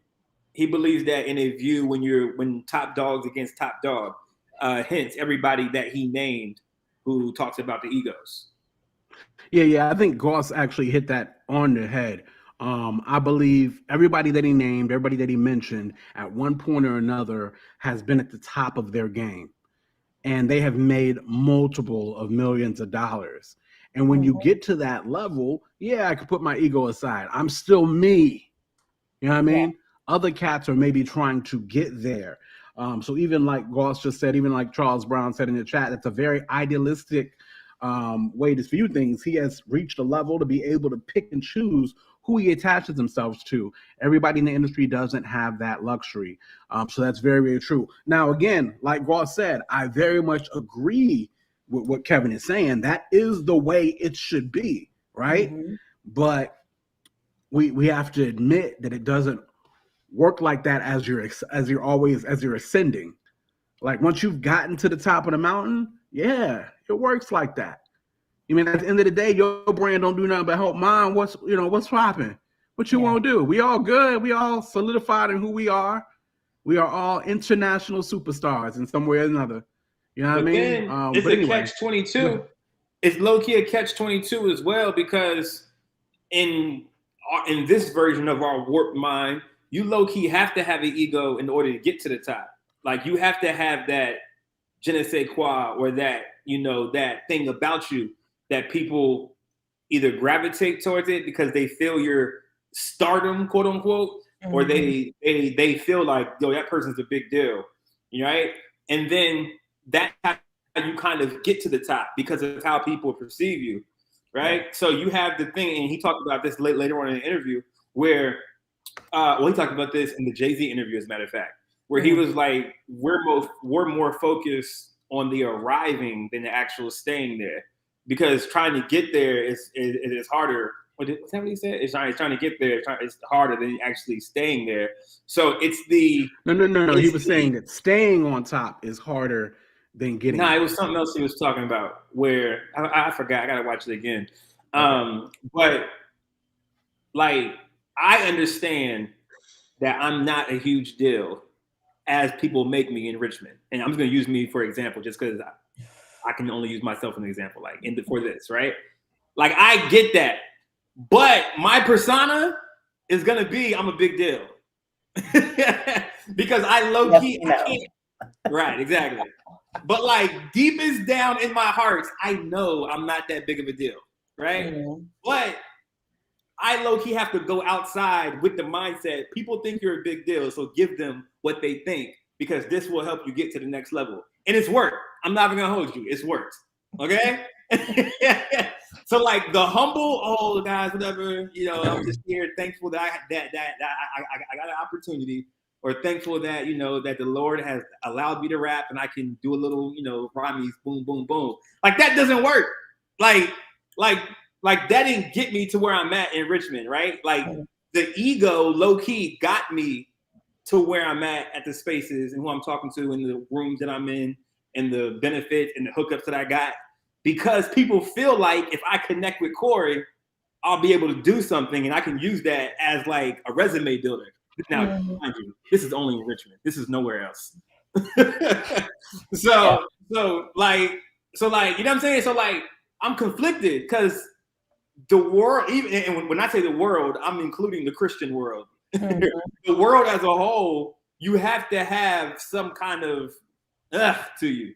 You can't like. You know what I'm saying? Like you have to have some kind of I'm important.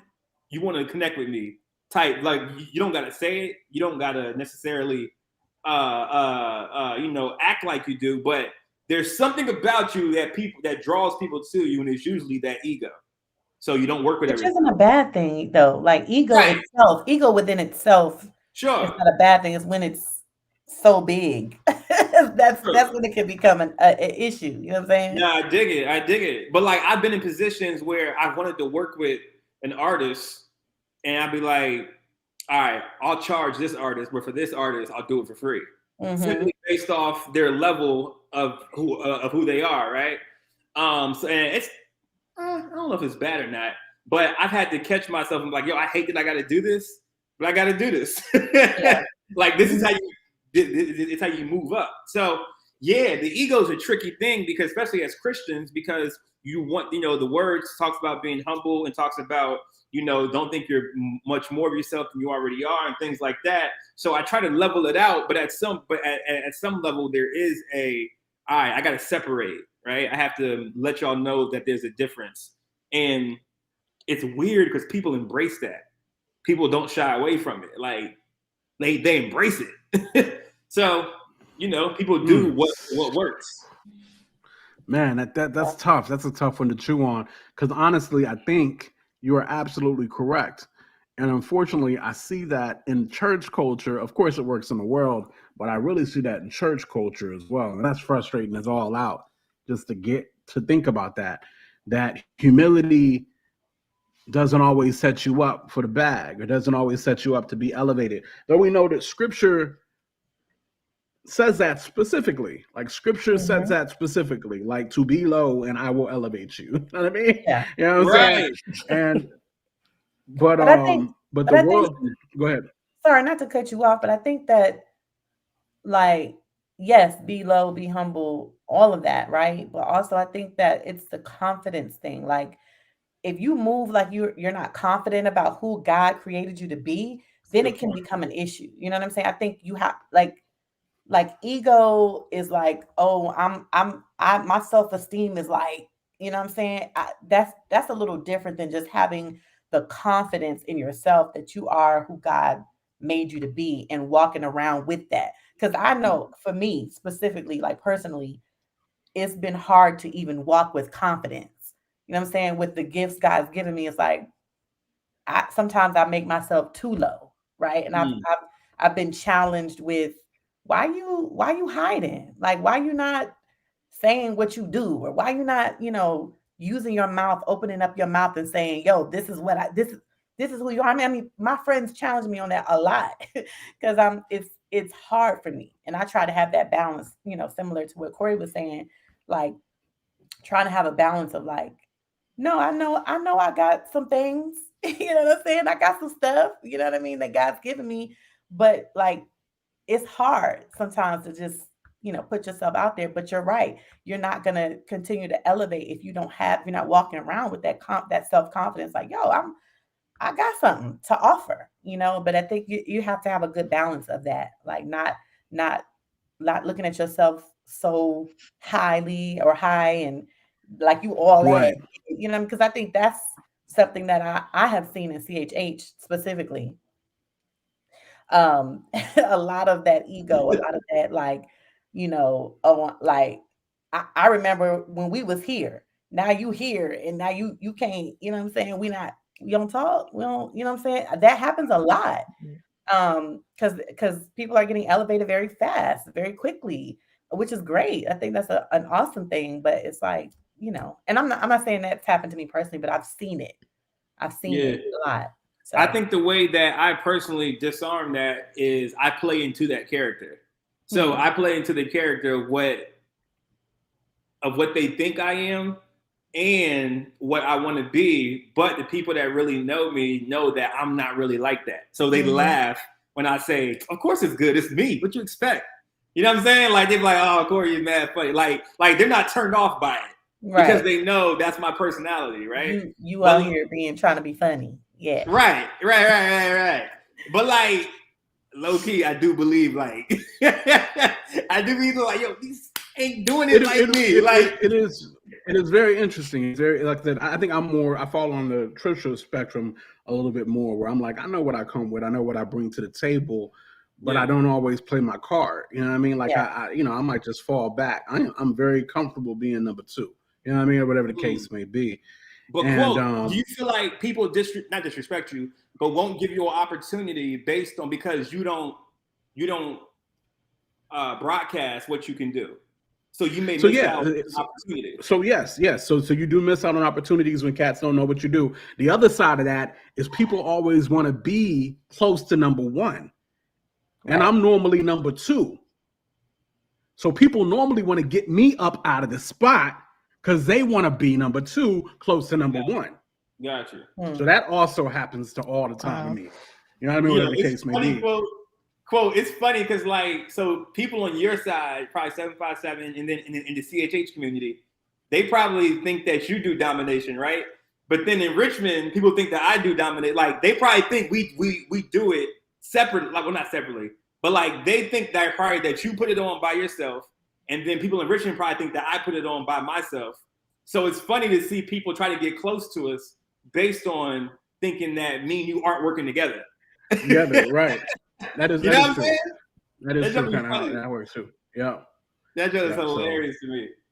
But it's really balancing, and I would say honestly, I think Goss, I think you've done a good job of kind of balancing that as well. Whereas I think I probably fall more like Trish. Like, hey, I mean, don't get me wrong, I've always known what I bring to the table without a shadow of a doubt.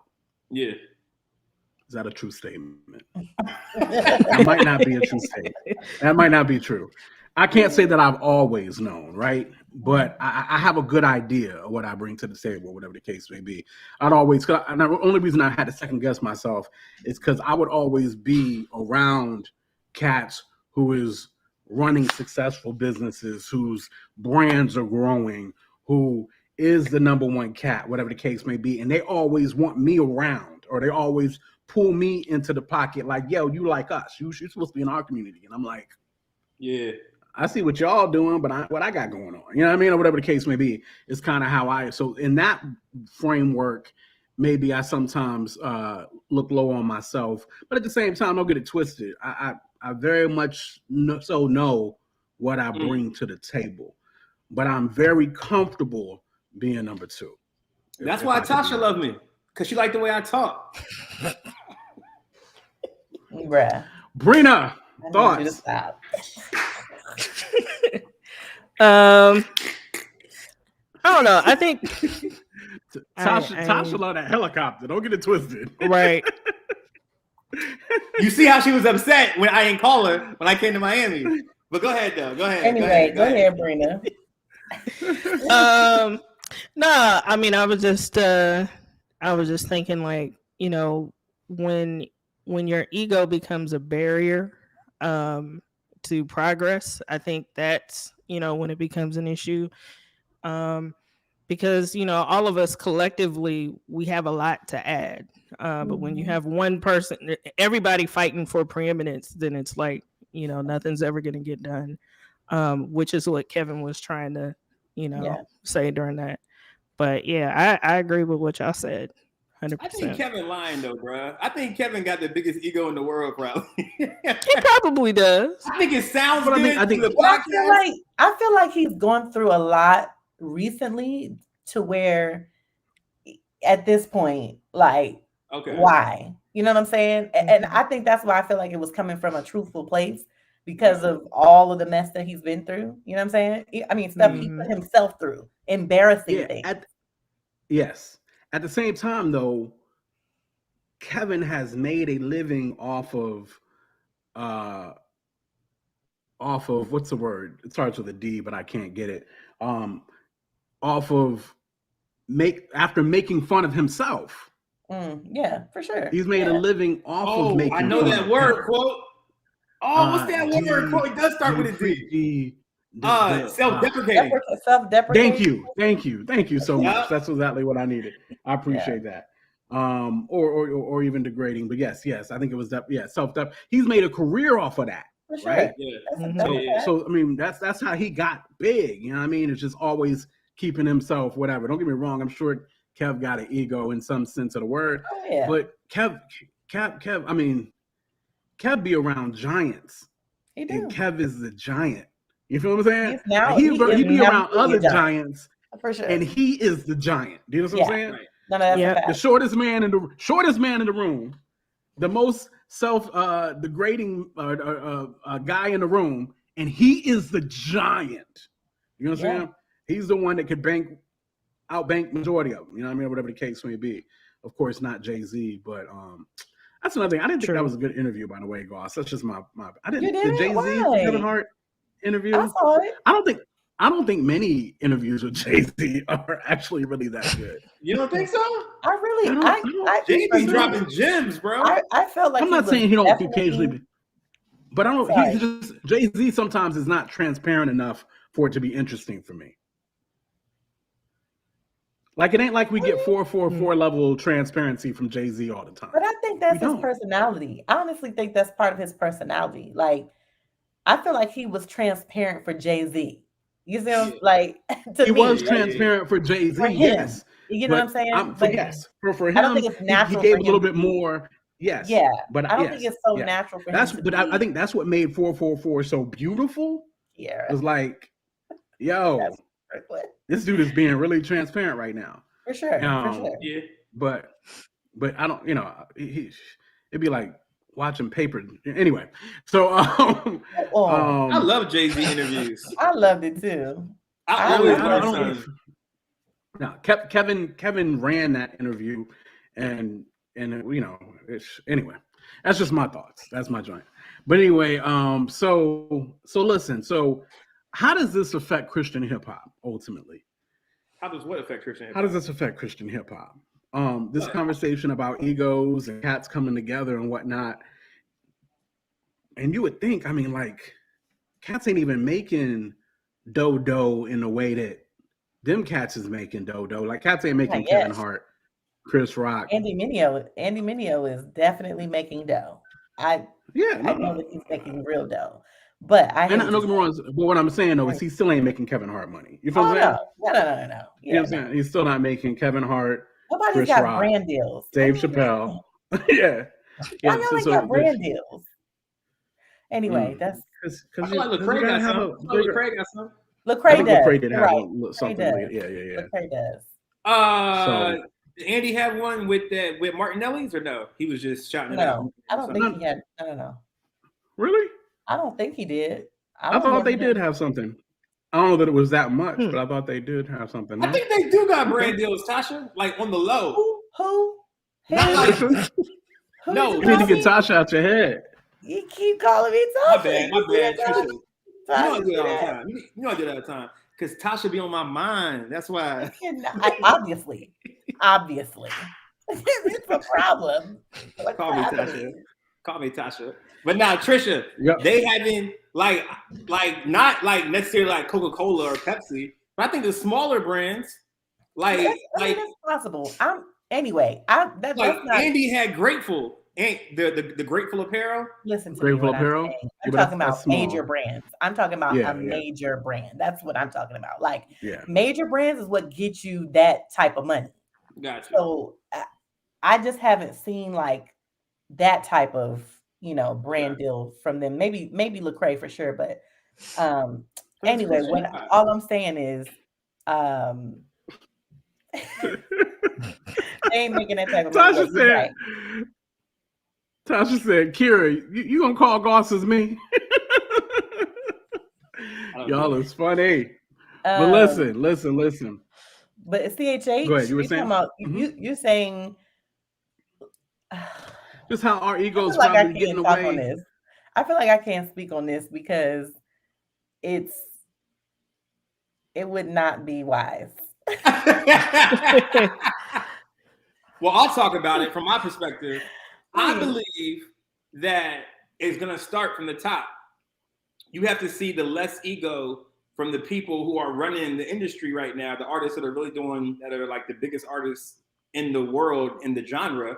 And once you see that, it kind of trickles down. The same way that quote swears, if everybody, let's say we got the biggest artists at Domination, if that person acts right, then everybody else is going to fall in line.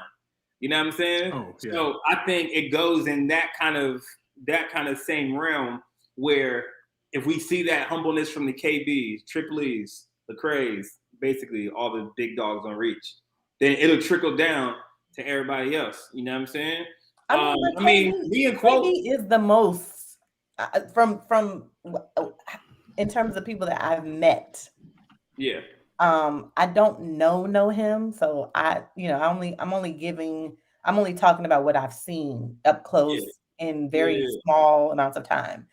Yeah. Like he to me has been one of the most humble, most like, no ego type of person. So and Trip, like also Trip, so I don't. Yeah, but for me though, as a promoter, let's make that price humble too. Like you already got a lot of money. Hey, now you. I don't see what's wrong with that. You pushing it because this is their livelihood. This is their livelihood. What we talking about? So listen, if you're a millionaire already, and I'm not saying free. I'm just saying, listen, bro. So here's my thing with that. What Goss is saying. Listen, I just want cats to remember who they booking with. That's my thing. I feel you. When you I book feel these on that. big white festivals, That's get that different. big white festival money. Yeah. When you're dealing with an independent black promoter, Paper bag remember money. who you're dealing with. Yeah. You know what I mean? It's just a Yeah. different level of funds. You know what I mean? And then I believe as an artist, you have to make the decision, do I want to minister and affect my people? Yep. Yeah. Or do I only want to minister to majority culture and their This people? is why, well, for a lot of reasons, but this is one of the reasons why I like Doe. Because she said, she said that something told her just to come. And we paid her not even a quarter of what she normally charges, right? But she was like, something told me just come. You know what I'm saying? Just take the offer and come. You feel me? So like, why can't we get that love from the other bigger artists? You know what I'm saying? Like, I just think sometimes, man, like, bruh, you know what I'm saying? So I just think that humbleness and that less ego, let's trickle that over to your booking as well, too. If you got 3 shows that weekend, if you got 3 shows that week and you're getting 20 grand for each 3 of those shows, you can take 1 show for 10. For sure. That's not going to affect your livelihood. Then that's what I'm saying. They got to understand the market. Like, who are you, like, who's buying these tickets? And who, you know what I'm saying? Who are the people promoting? Like you said, I think you're right. Absolutely. And Judon, there is no CHH culture. Like, there's just the community, and the community has not. So do you mean there's no CHH industry? Is that what you're saying? Or are you saying no CHH culture? I mean, there's definitely no CHH industry. He's saying, what does you're saying there's no CHH culture?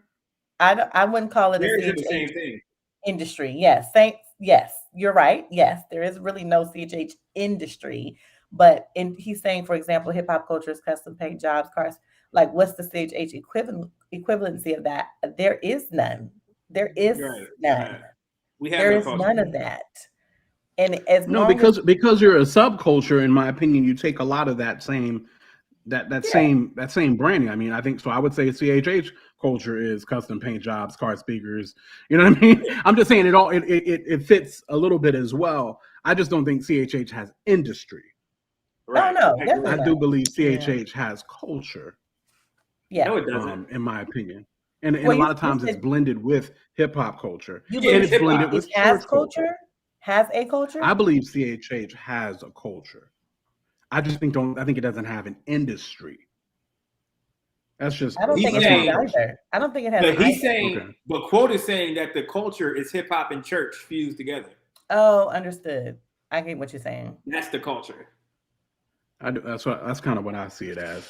And go back full circle about what Goss was saying about people at the top being humble and then kind of trickle down. And I know he talked about something we do at Domination. Just a little bit behind the scenes. Sometimes when you're bringing certain artists into town or into your event, because of egos and just people getting off or just thinking way too highly of themselves or whatever, sometimes we'll try to make sure the top cat is a real solid, integral cat. Because if the top cat is a real solid, integral, humble cat, he'll set the tone for everybody else. Whether they wilding or not. You feel what I'm saying? Because he's the top cat. He's the elder spokesman. He's the, whatever the case may be. And so it'll set a kind of a tone a lot of times. That kind of work, that normally works very well. It was a little different this time, I would say. Probably just a little bit. Just a tap. I don't think that's never worked. I think that's worked like in reverse for us. No, we don't be having people wild out. Not wild out, but so like, for example, all right, so I got a story. This is a story. No, don't say names, please. Oh man, I was gonna say names. It's fun when you say names. Corey. Noriega says names on Drink Champ. We are not Drink Champ. We is not out here. You can say names. You ain't affected. When we tell a story, it's better when you say, Trish, it's Christian hip hop. Nobody cares. You know what? If Quote says it's okay, then it's A.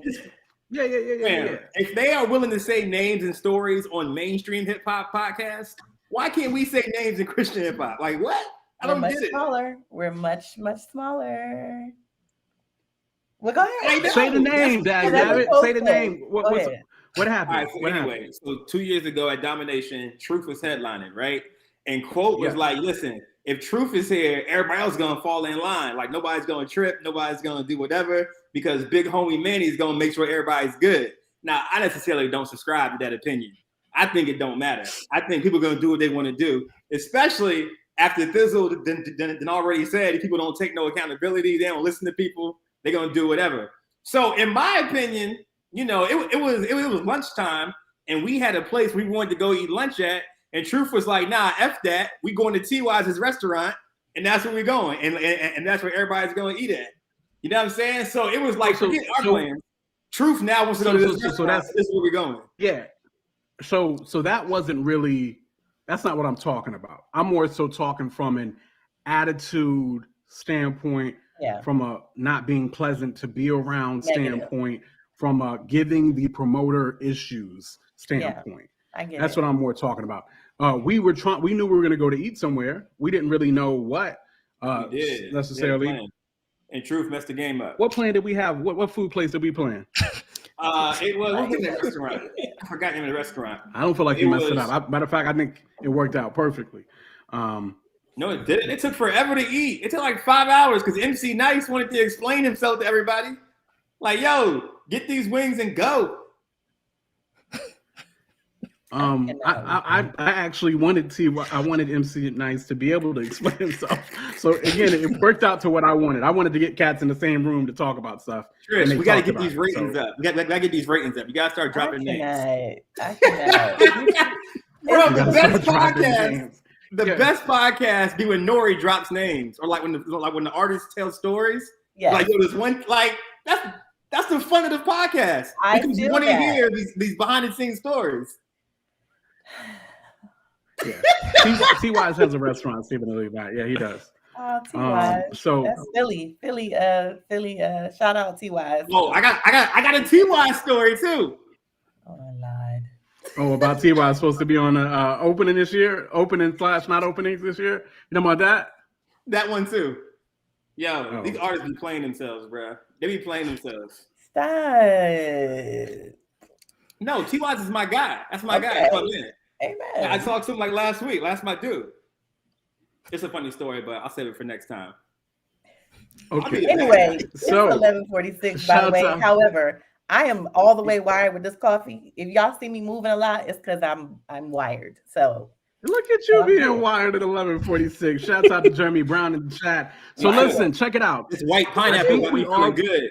Yes. This white pineapple got me feeling good. I'm gonna hold you. Quote, we was ready today. I see y'all was ready. I appreciate y'all being ready. I really appreciate this. Means a lot to me. With that being said, because I always be looking out for y'all, I was ready to drop the next topic and just end with the Beyonce joint. Nah, y'all want to actually do keep going. We good. Keep going.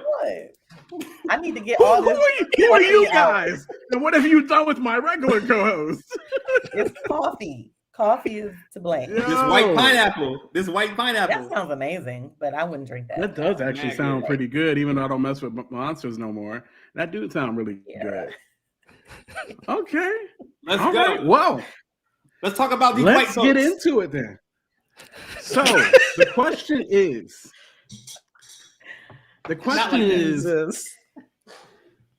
do white people have culture? No. All right, so let me set this up. No. Okay. Let me set this up since I presented this during the chat or during the group is your chat. Topic. All right, y'all. So I was at work. Y'all know I work at a predominantly white church with all the Hillsongs. Okay, and my coworker, his name is Matt, and he was trying to explain to me why white people are so weird. And why they're so awkward, and why they're so the way they be, like just don't know how to move sometimes socially. Mm-hmm. Like y'all know how. Well, I know how to do sometimes. My job is based in Portland, so. So he proceeds to tell me it's because we have no culture, and we typically just take on other people's culture. That's a fact. And that's a fact. So when you see a white person who's super weird and super awkward, It's because they don't know how to move within their own selves because we never had to learn. Like we never, like they just don't know what to do. Yeah. So I was thinking about that thing for a minute. I was like, yo, this could be true. No, it is. Because as annoying as it is sometimes when you see the white person who tries to act black, but they're like, it's like the X-Men. What's that X-Men girl's name? Who transforms into anybody? Yes. Yeah. You know what I'm saying? Like that's what they try to do. You know what I'm saying? So when I was thinking about it, I was like, yo, this is definitely true. By the way they talk, the slang they may use, and they kind of transform depending on who they're talking to. So there's this guy at my church. I tell him don't do it every single Sunday. And whenever he sees me, he's like, what's up, dog? Why are you calling me a dog? Like, bro, you're not going to talk to the pastor like that. You know what I'm saying? But it's because he's trying to, assimilate to the culture that he wants to be, in that moment, right? And then I seen him talk about something to some Asian dude, and like he did something that did with the Asian culture. But like when he was just himself, when he was just in his own, he like has nothing to give. He's just there. You know what I mean? So like, listen, he ain't got nothing to give. That's crazy. He ain't got nothing to give. Stephen the Levite said that it's the colonizer hangover, and Stephen the Levite, not Rogue, but even though Rogue does absorb other people's powers, that's a good analogy. But that's not who Goss was talking about though. Goss was talking about the blue girl, the blue. Yeah, not Rogue. I can't think. Yeah, not Rogue. But Rogue would probably be a better example, to be honest. Mystique. Yeah. Yes. But yeah. Rogue would be a better example though, because she literally takes other people's powers. Well, Mystique just transforms outwardly to match them. But anyway, so only reason why I think don't want to say that white people have a culture per se is because there is no such thing as white people. It's a social construct. There's no such thing as white people. It's a social construct. And the reason, where are white people from? Yeah, where is white? Yes, like right. Where are white people from? Where? Europe.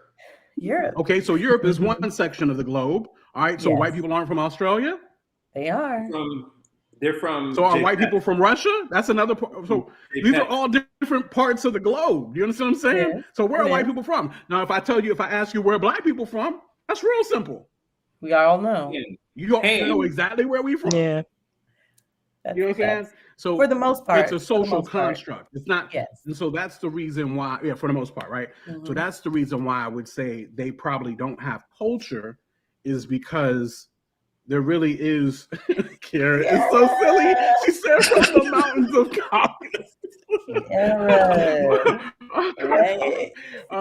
So there's no such real thing. It's a social construct. It was obviously put in place to further classify and separate and keep certain people sub. So that's kind of that. Whiteness. Whiteness is a social construct. At whiteness, exactly. Yes. So no. I'm not saying it doesn't exist. I'm saying it has no culture. Yeah. No, that's it's not. But in a sense, it's not. Well, okay, maybe I'm saying. Okay, anyway, Jude on a good point. But either way, I'm just saying it has no culture. And at the end of the day, it does take upon culture. But if you look at American culture, most of the time, it normally comes from Europe culture stuff, or like I said, even Steve like saying German culture, Scottish culture, boom, boom, boom, and of course, Black culture. You know what I'm saying? Of course. You know what I mean? Which is like the dominant culture in America. Well, not in America, in the world, honestly, because you look everywhere. Our culture, our Black culture is everywhere. Literally, they pick it up. Hip hop is everywhere. Like it's evident. Anyway. So that's why I would say that quote unquote white people don't have any culture, because what is whiteness per se but a social construct of sorts? So that's my thought process. Brina, you want to get in this? Do it. No, I mean, I was having a conversation with one of my coworkers today, and so the company I work for, all the Black people in tech, we all have our own group chat. And so we were all talking about how it's always easier for us to try to relate to things that they, talk about, but they can never relate to anything that we have to say. And I think there was like this little side argument that was going on because one of my Black coworkers said she had never seen an episode of Friends. And one of my white coworkers, she just lost it. Like, how dare you? How dare you? And I'm just like, I'm like, you kind of don't want to say that. That's very sensitive to them. It's just like, a Black person saying that, I've never seen Martin or I've never seen, Living Single. So I don't know. It's just, it can be very bland. Some of the things that they do, it can be really bland. And as somebody else said, flavorless. But I'm just like, it is flavorless. That's the only way to describe it, though. Yeah. It is what it is. I mean, y'all, it's not. I'm gonna just shut my mouth. But that's a true statement, though. It's not cool. And they know that. Yeah. I mean, yeah. You said white people have culture. It's just not cool. What's their culture, Judon? Like, I guess you could say, just like we have certain things that we do. Trying to think. I feel like they have certain things that they do. Oh, you know what they do? Oh, I'll tell you what they do. So when they take pictures, right, at like group events, like they take pictures like this, and like they're all together with their hands across each other, taking pictures like this, and like it's like hugging pictures. I'll show you one. All white people take pictures like that. When Black people take pictures like this, we'd be like throwing all like this. So that's definitely one that I've seen for sure. Funny. And they stand this close to you when they talk to you. Mm-hmm. You know what I'm saying? And then when they like give you the dap, they like give you weird dap because they come like this, but then they don't go like this. They like shake your hand, or they just let go just automatically when they give you dap. That trend is weird. It's crazy. They shorten words. That just like what? Give an example. Let's see. Oh yeah, I was at the hospital for something, and the nurse kept coming in asking for my social, and I was like, my what? Your social. Like, my social. Like they do this. Everything gets That's true. They don't pronounce the entire word. Like they're gonna shorten everything. Session. It's you want to come in here. We're gonna chat. We are notorious for shortening words, though. Yeah, but it's not. It's different type of words, though. Yeah. Like at my job, everything's Viz. Do you have Viz on that? Yeah. Just for Viz. What is that? Like visibility. Like visibility. Viz. Yeah. Viz. Interesting. I was like, They'll be like, they'll be like, you're about to do that? I love that for you. I love that for you. I like that. I actually like that. I love that for you. I feel left out now. I feel left out now because I like majority of the white people I had in my life were with the church I used to go to. And so because I no longer go to that church, I no longer have white people in my life. So, but even when I went to that church, the white people that were in my life were mostly older, right? Just, like 40s, whatever case may be. So they weren't necessarily like the white people that you guys are describing more so. So anyway, I don't really have anything to pull from in this conversation from things that white people do necessarily. Wait, what's the next topic? I just know. I'm sorry. Beyonce. Wait, no. Can y'all keep talking about that? Go do what you need to do. Yes. So at least it came on time. So she does. Yes, this is very true. So listen. So like I said, that's the only thing I don't know that whiteness has a culture per se. It's more taken from places before, Scottish culture, maybe, London culture, or UK culture, maybe even Russian, Italian, different, certain European nations. But then again, there's some places that I feel are kind of further away from Europe that would still classify as such. When it comes to American culture, for sure, I believe everything is being picked off for the most part from Black culture. I say everything, likely, not everything maybe, but most of it, majority for sure. And I would say we culture-wise are dominant probably across the globe. Interesting enough. So that's just, that's my opinion. I see our culture when I go to different countries and whatever the case may be, because because of the slave trade, right? Like, the slave trade went a lot of different places, you know what I mean? So, and really a lot of the slave trade didn't even come to America. So the most heaviest would be in South America. So anyway, you see African culture or Black culture a little bit everywhere. So that's that about whether or not white people have culture. I got a game for y'all while Trish is gone. Yep. All right. Y'all got to answer these questions in 4 seconds. Actually, not 4 seconds, but you can answer these questions. Would you rather have a gay son or a stripper daughter? Oh my gosh, what kind of questions? Trish, would you rather have a gay son or a stripper daughter? What? It's a good question. I definitely I don't want to answer this question here. This is not. I can't do this. I can't. Me and Trish both have sons and daughters. So we, Would you rather want to know the day or the time that you're gonna die? No. The day or the time. I don't want to know either. No. You got to pick one. So how this game is supposed to be played is you got to either pick one, or if you don't want to pick either, you got to take a shot. Well, I be taking shots. Caffeine shots. Here we go. All right. Well, Trish is back. Kira said, "I do not care as long as I don't have to pay their bills."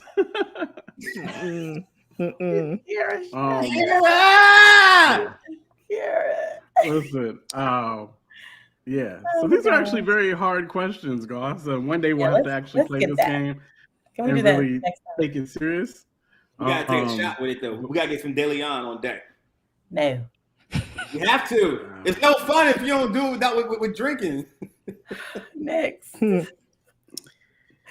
Last topic of the night. Not finna do it. Biggest news of the week. Of course, at the end of last week, actually, since we do show every Wednesday. So Beyonce drops Renaissance. Don't break my soul. And yeah. Hey, am I doing it right? That's the whole album. And that is my voguing right? The whole album. No. So she drops this album, and I guess first we'll talk about the album before we'll start talking about the drama that comes along with the album or came along with the album. We'll start with Goss on this because he's probably going to contribute the least amount to this Beyonce conversation. Go ahead. No, I got a lot to say about this joint. What you mean? Oh, really? Yeah. Then hold on. Drinking games are white culture. Yes, I think that's true. That's true. Stephen the Levite with the white culture situation. I think that is white culture. When I went to college, that's all they did. Every day. Beer pong. Doesn't matter. Every single day. That's a fact. I was like, what's happening? Drinking games are white culture.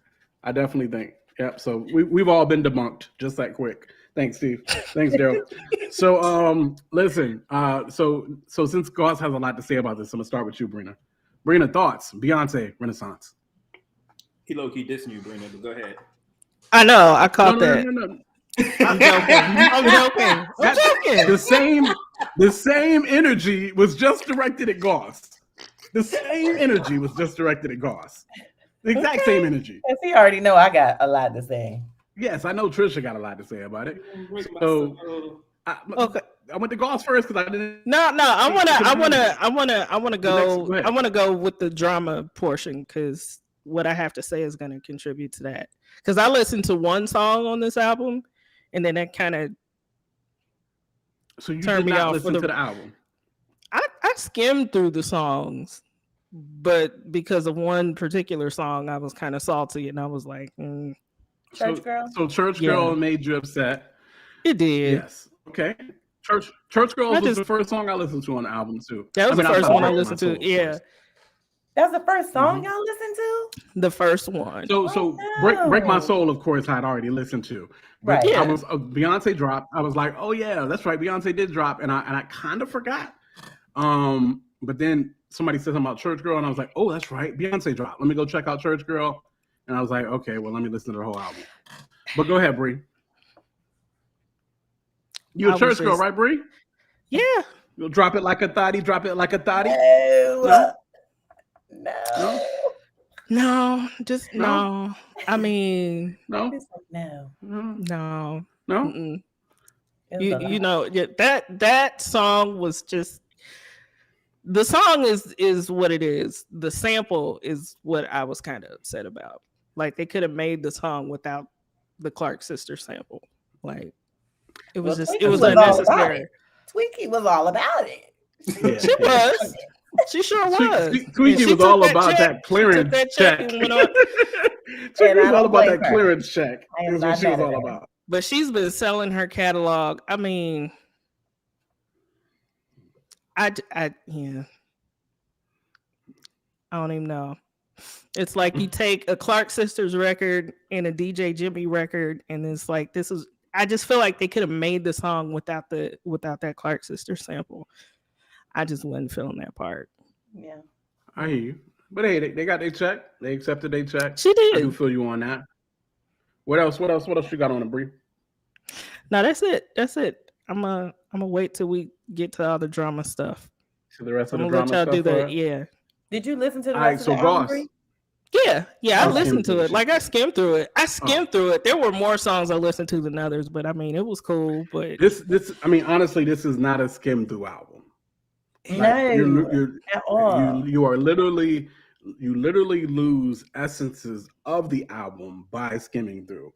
Like one of the top things about this album was the transitions from song to song. Oh my gosh! Like, it was bonkers. Seamless. I mean, it was done by. This is where DJs just matter, right? Like, you can't tell me whoever handled this kind of syncing wasn't a DJ or just didn't think like a DJ or whatever the case may be. Mm-hmm. Perfect, seamless transitions in this album. Right. It was gorgeous from that standpoint. I'm trying to see if I can go to Goss or Trisha here. No, go to Goss. Goss, don't get too long with it. So. And we just talking album review, not the drama yet. Yeah. So I'm kind of a quote on this boat where I kind of forgot that it dropped, but then I started seeing a little bit on social media, so I went to go check it out. Now, I kind of already knew where the direction was going based off the single, and I was interested to see that, you know, Drake was doing the same kind of thing, and I didn't know if Drake was biting Beyonce or if Beyonce was biting Drake. Joe Budden podcast has an interesting perspective on it, where one of the writers. What was that perspective? Come on, keep talking. Okay.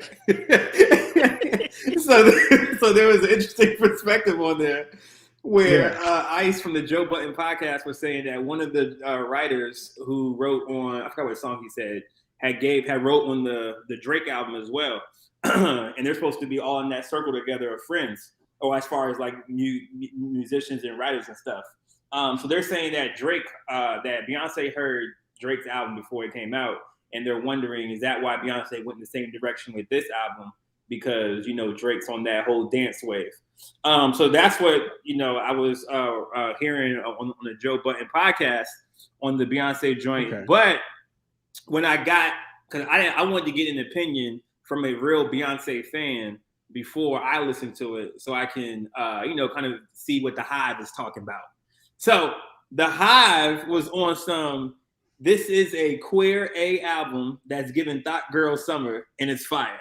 That was the consensus from one of the Hive members. Right. That sounds You know about what right. I'm saying? That's a pretty good summary of the album. Sounds all right. Right. So I said, oh, so it's gonna have the squirrels outside, huh? And then she replies, Not the girls. I said last night, okay, this is for the gays. And the squirrels, yes, ma'am. So I listen to it now with knowing what I'm getting before I actually listen to it, thinking it's gonna be Beyonce singing "Crazy in Love." You know what I'm saying? Oh, so yeah. Yeah, this I is definitely not personally- pop No. by any means. Go Yeah, ahead. yeah, for sure. So I personally not feeling it because I'm not gay and I'm not a girl and I'm necessarily not outside in that context that Beyonce is talking about. You feel me?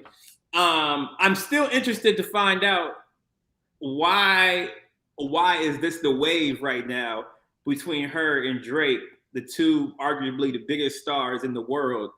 Why are they making music like this for a completely different fan base? Is it because they want us to introduce us to a new style of music? Is it you want to further your reach when it comes to the pop crowd and the dance crowd? Because hip hop really hasn't had a presence there, you know, not like talking about. So I'm trying to wrap my head around everything that's going on with it. And, you know, I feel like the album gave what it was supposed to give, but it's not something that I would be into. So I gave it a listen. And yeah, like maybe because I had to listen to, what's the single? Break My Soul. Break My Soul. Like Break My Soul loud feels good. But like just listening to it as I'm listening to it in the whole album, it's like they kind of sound, you know, similar to the rest of the album, which is great because that means that it's cohesive. Okay.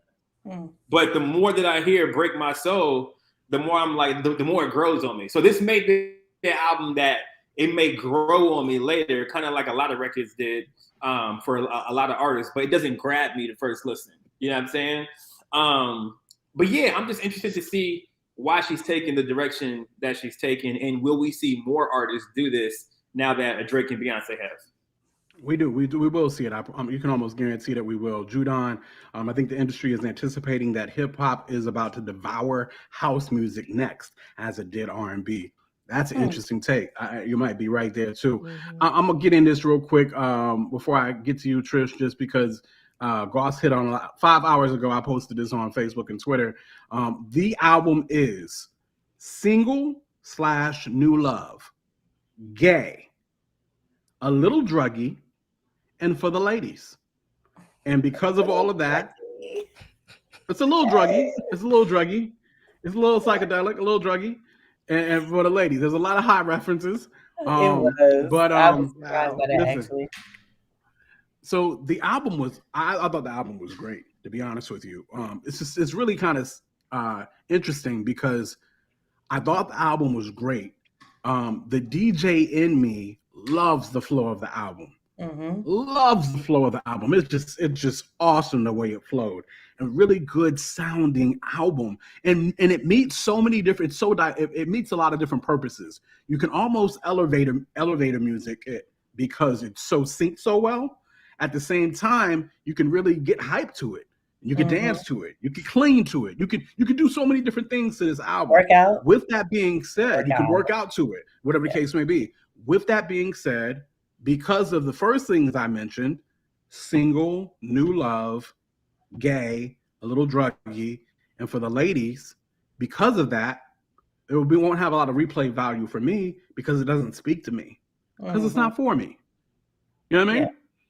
So I enjoyed listening to it. Really good sonically. But there's nothing that Beyonce said that I can relate to at all in this album. There really might have been one song. I was about to say, There might have been Plastic Off the Sofa, you can relate to that. And the Virgo Groove. I think that might have been that might have been it. But there's one song I remember towards the middle end, and it might have been Plastic Off the Sofa, where I was like, oh, I could kind of vibe with this a little bit. You know, it makes sense to me a little bit.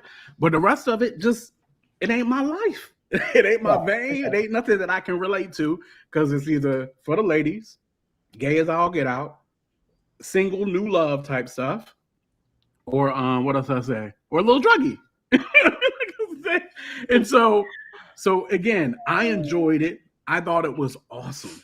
Yeah. And like I said, I could talk all day and night about how it was synced in song selection and track to track, and how right as transitions were going, certain things were sped up, slowed down, different instruments were being introduced, all that. I could talk about that all night because it was just beautiful sounding. But Yeah. I won't play it but maybe one or two more times probably in my life, just because it speaks nothing to me at all.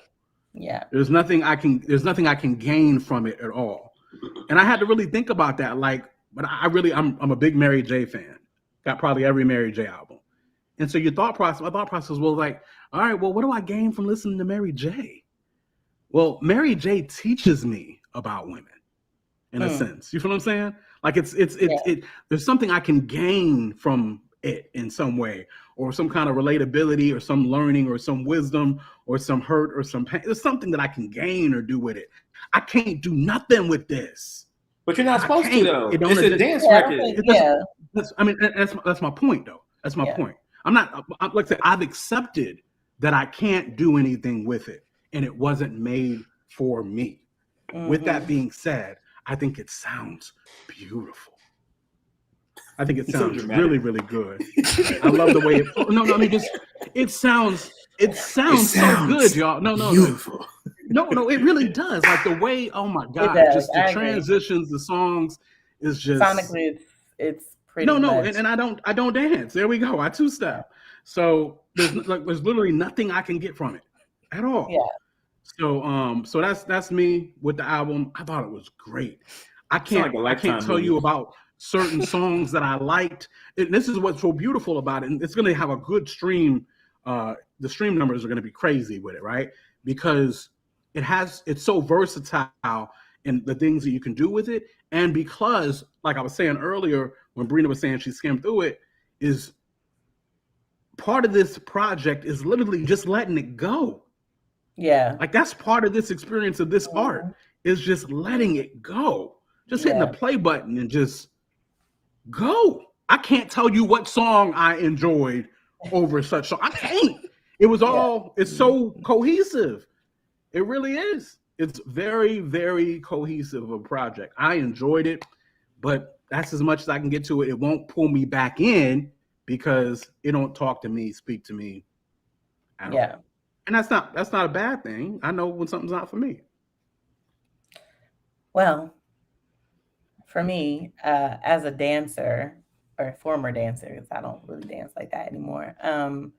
Like I definitely could like get with it. You know, like there's this mixture of like everything that you said, the description that you gave is definitely that. But in terms like musically, it's very disco, very like. I think about the ballroom.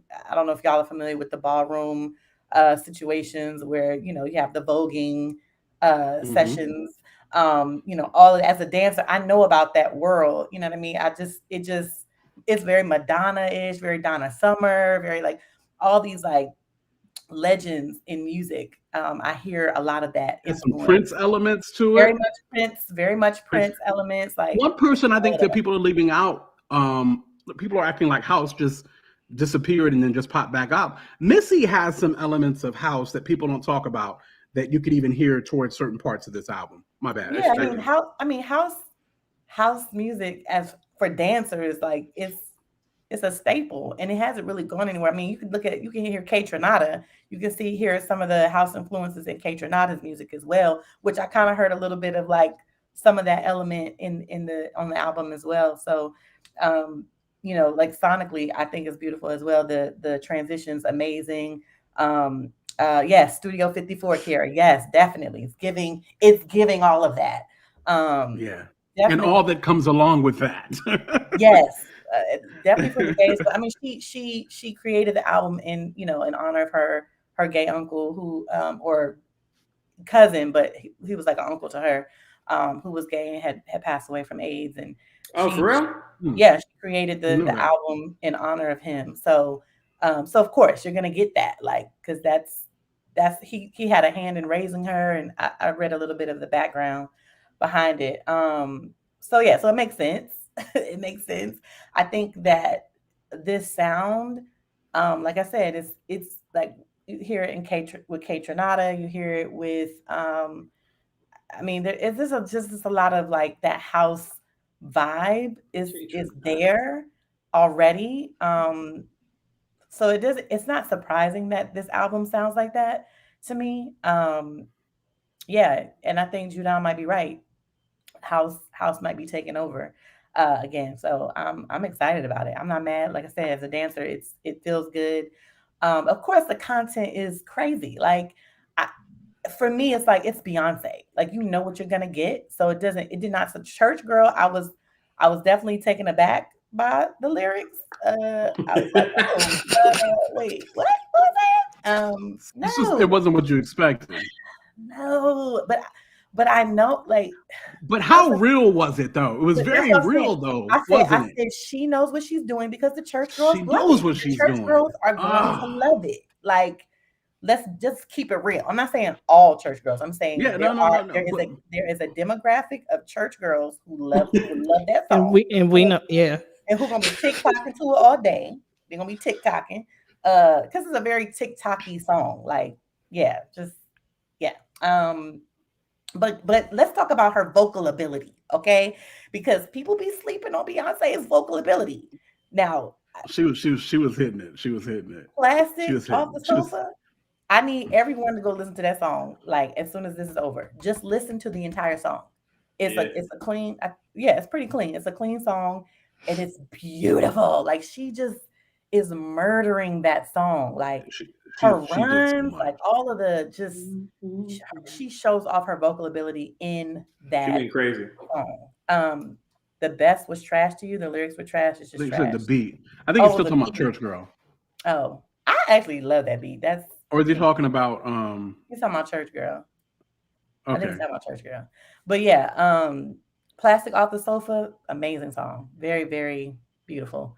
I think that's just the probably that one in Virgo's Groove at the end. She's like really flexing her vocal ability. It was giving me her first album. It was giving me those Dangerously in Love. It was giving me those vibes, taking me back to her like very ballady, just her singing. Because she hasn't done that in a while. She makes a lot more pop music, and music that's just for the culture, as opposed to like songs. You know what I mean? So definitely for the culture. Yeah. But those two songs, well, that song specifically, "Plastic Off the Sofa," I feel like was just great. What else did I want to say about it? Yeah, I enjoyed it sonically. Man, I listen to it while I'm working because it keeps me up. You know what I'm saying? Like I listen to a lot of Selection. I don't know if y'all are familiar with Selection. It's very like it's on SoundCloud. It's a radio station program where they play a lot of soulful R&B, like 90s hip hop, 90s R&B type stuff. Very vibey, which is great. But sometimes I get sleepy. So the album, just playing it in the background, was like really helpful, keeping me up. But yeah. I'm actually, the more we talk about it, the more I'm getting a little disappointed. Not disappointed in the album, but I'm disappointed. Like I don't listen to music that doesn't speak to me. Like I don't I can't listen to Future. As dope as beats and the sonically or whatever Future is doing, because I can't really. Again, you like his new song? I can't do Future either. Again, not his new one. I didn't hear it. I haven't heard it. With Drake? Because I don't understand what he's saying half of the time, and can't connect with what he's saying. Personally, it's not for me. Again, because of that, I can't appreciate it. It's not going to get any replay. If it ain't talking to me, it don't get no replay value to me. It's not. I can't just go off though. It's about how it makes you feel. No. So for me, I can ignore. It depends on the music. Like if the music and the track is moving along so much so that I can just listen to that and be okay with that, I can ignore lyrics. Like I'm not a lyric person.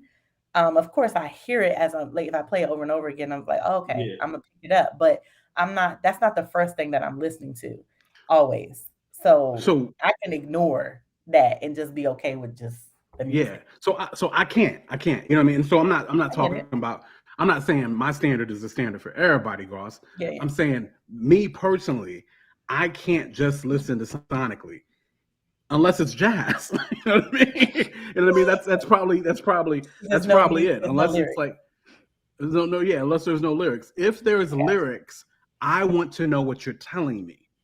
And I want to know if I can identify at all with what you're telling me. And so I can't rock with Future because half of the times I don't have 75% of the times I have no clue of what you're saying. The other 25% of the time, whatever you're saying does nothing for me or is not talking to me or anything like that. So therefore I can't really identify with that. You know what I mean?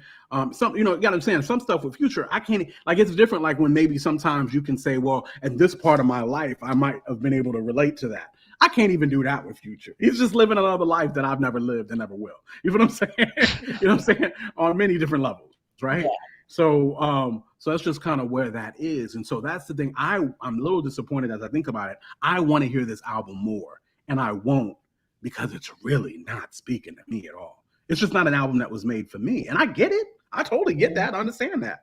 But it's just not made for me at all. So I'll listen to it probably one or two more times, then I'll never probably ever listen to it again. And it's disappointing because it does sound really good. And there's so much that's going on vocally and instrument. The way the vocals and the instrumentation, the production of the album is really, really good beyond words, beyond the words that are being said. So it's really, really, really good. So I think initially, that's my. Sorry, I didn't mean to cut you off. I was gonna say initially, no, you don't I was like, what is this? When I first played it, I was like, what? What's happening?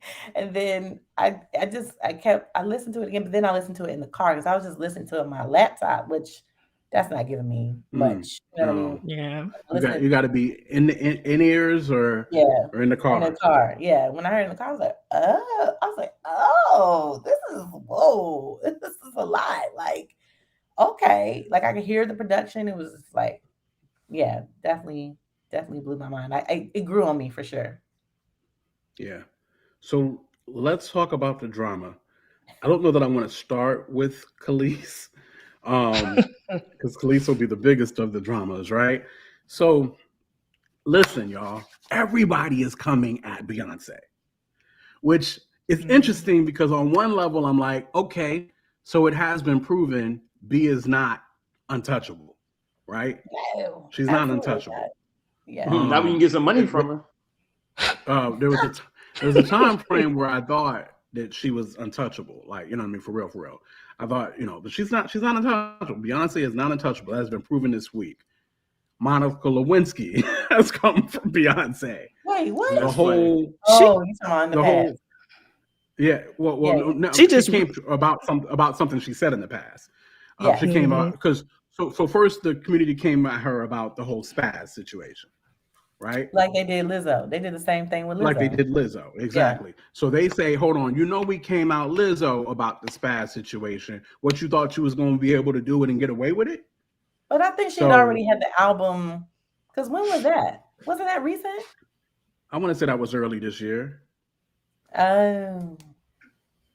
Okay. I want to say that was early this year. I mean, Stephen the Levite, where did that come from? Oh, all on my blouse. Did she say spaz all on my blouse? No. Okay. He's talking about the Monica Lewinsky lyric. Oh, Monica Lewinsky all on my blouse. Yes. Okay. Yes. Gotcha. Yeah. Yes. So the spaz joint. Now, of course, the community from what Polsey, like, so, and all kind.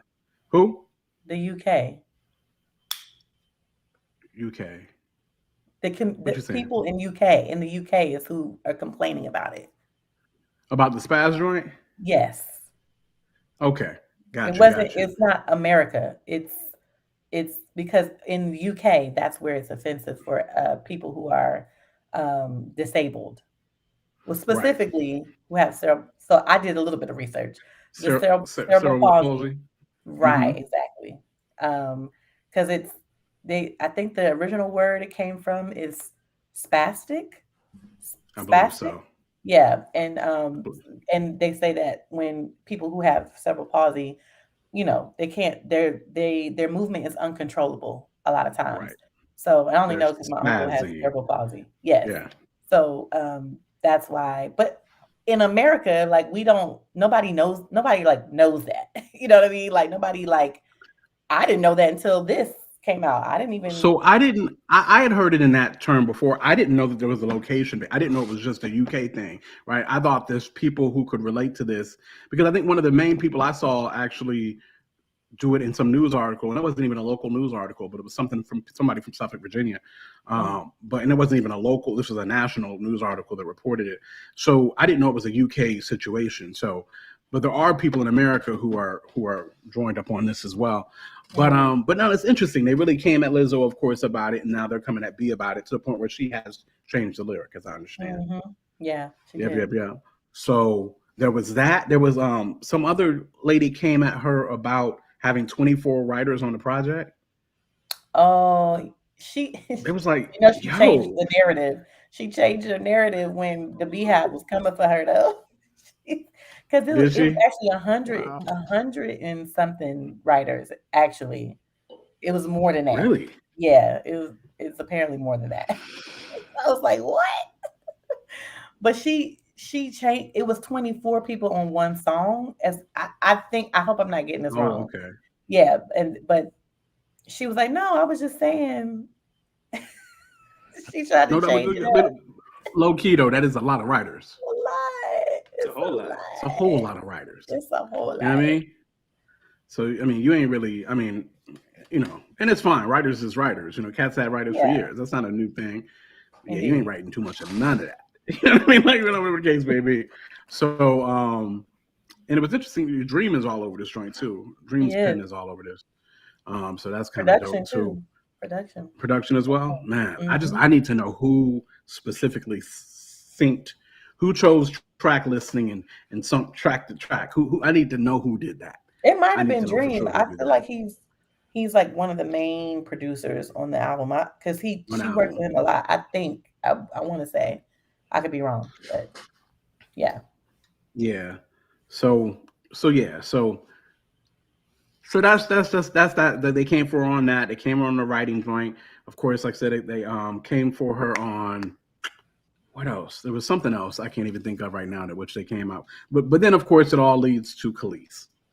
Mm-hmm. For one, the Kelis joint in there was dope. Energy. Like, have you all listened to it with it on Energy and then with it without it? I heard it with it, but I didn't hear the sample. I promise you I didn't hear it. I wouldn't have picked it up right away either. I wouldn't have picked it up right away because it's not a sample. It's a interpolation,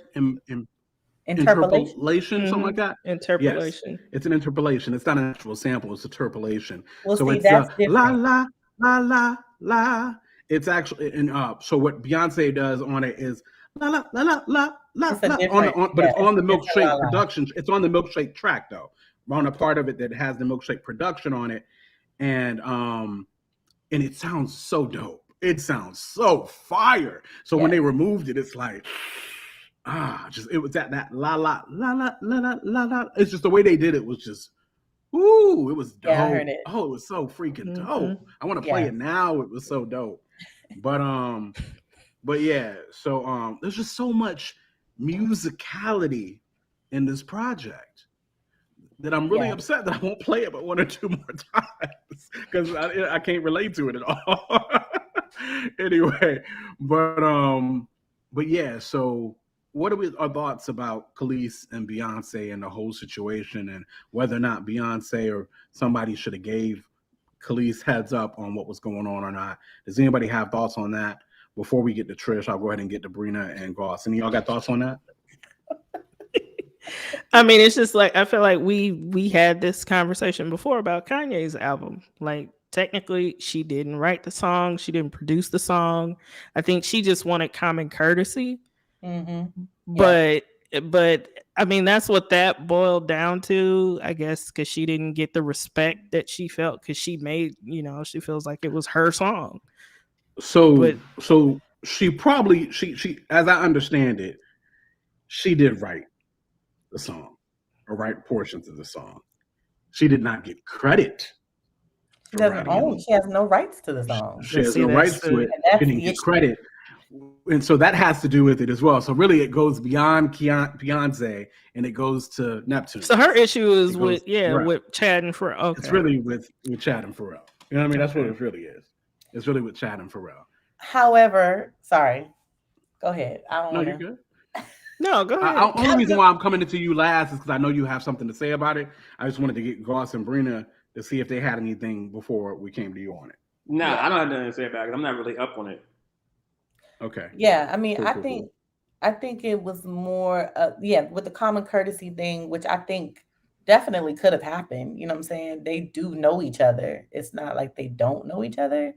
And Kelis said that, made that known. You know, she's like, hey, like you could have just, you know, as Black women, you talk about Black women empowerment, you know, all those types of things. You could have just said, hey, give me a heads up, you know, and I totally understand that. I had a long conversation with some other ladies in Christian hip hop. You know, they were kind of like going a little bit deeper in terms of like the background of Kelis and things that she's gone through. She's experienced a lot of trauma. Kelis has been abused. A lot of trauma. A lot of it in the industry. She's been abused in the industry all day. I think. And the really bad part about that, as I interrupt you, I apologize. No, is Kelis low key gives a lot of young artists inspiration. Like Kelis, for sure. She slept on what she brought to the game.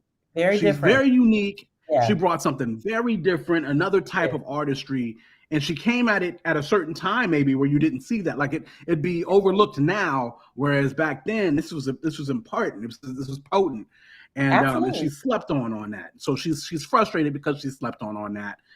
My bad. Yeah. Trish. No, you're right. Absolutely, all that. And you know, on top of that, you know, just losing your husband, going through all the drama with Nas, like it's I think all encompassing. And then you have somebody that you know that you work with who's like a peer to you, not give you some kind of like credit. You know what I mean? I think I get it. I understand why she felt some type of way. Now, when we talk about the technicalities of it, just like we already said, you know, she doesn't own rights to the song. She has literally no legal leg to stand on at all, unfortunately. And that part is what like saddens me, because I, you know, some people that I know had mentioned, like, you know, Beyonce could really help her get those rights, you know, help her get her those benefits. Maybe, you know, I don't really know. I don't know how it works now. For Pharrell.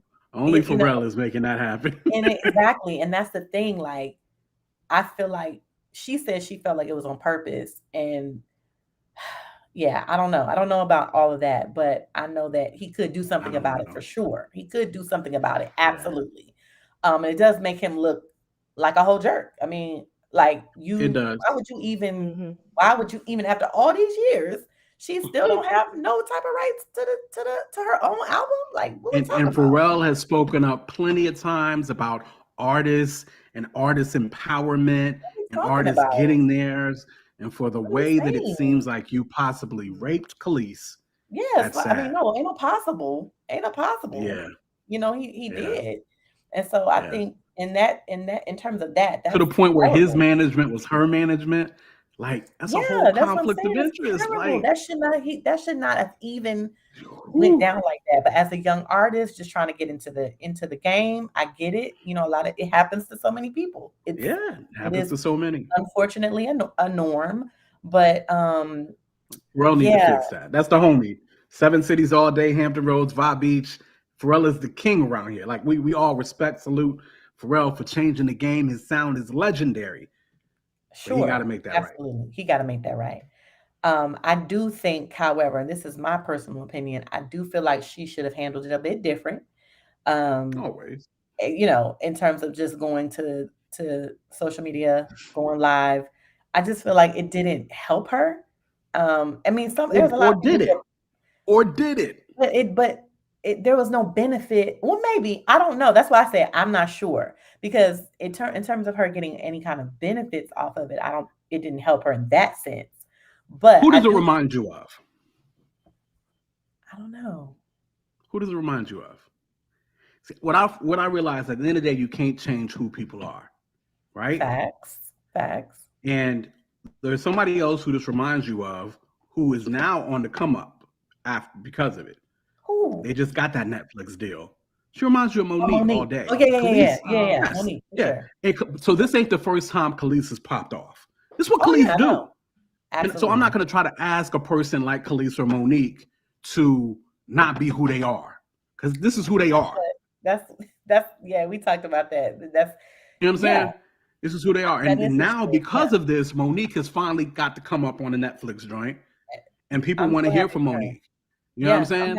And so maybe this will give some recompense for Kelis, you know, the fact that she did go live and she handled it. I don't handle things that way. I don't handle things like Monique. I don't handle things like Kelis. It's just not how I handle things. Yeah. But I can't ask these sisters to be who they ain't. I can't ask them to be me. And maybe this is the best thing for them, you know, at the end of the day. What's up, Reej? Yeah, what Daryl was saying, B chose to remove her influence from the album instead of giving her money/credit. I feel like, I don't know, because there was no money to be given. But exactly. That's what I'm saying. She didn't own, because she had no legal leg to stand on. Like, exactly. But it seemed like Kelis wasn't really looking for money either. Kelis was just looking for the heads respect. I think it was more just respect. Yeah. Respect. Yeah.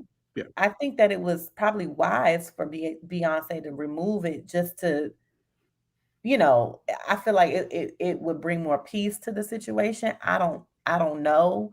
Maybe they had a conversation. I don't know. You know, I really don't know. I do feel like in terms of how things get handled business-wise, like her mom had an input. She had to give a picture for the album. Beyonce did not even contact her mother.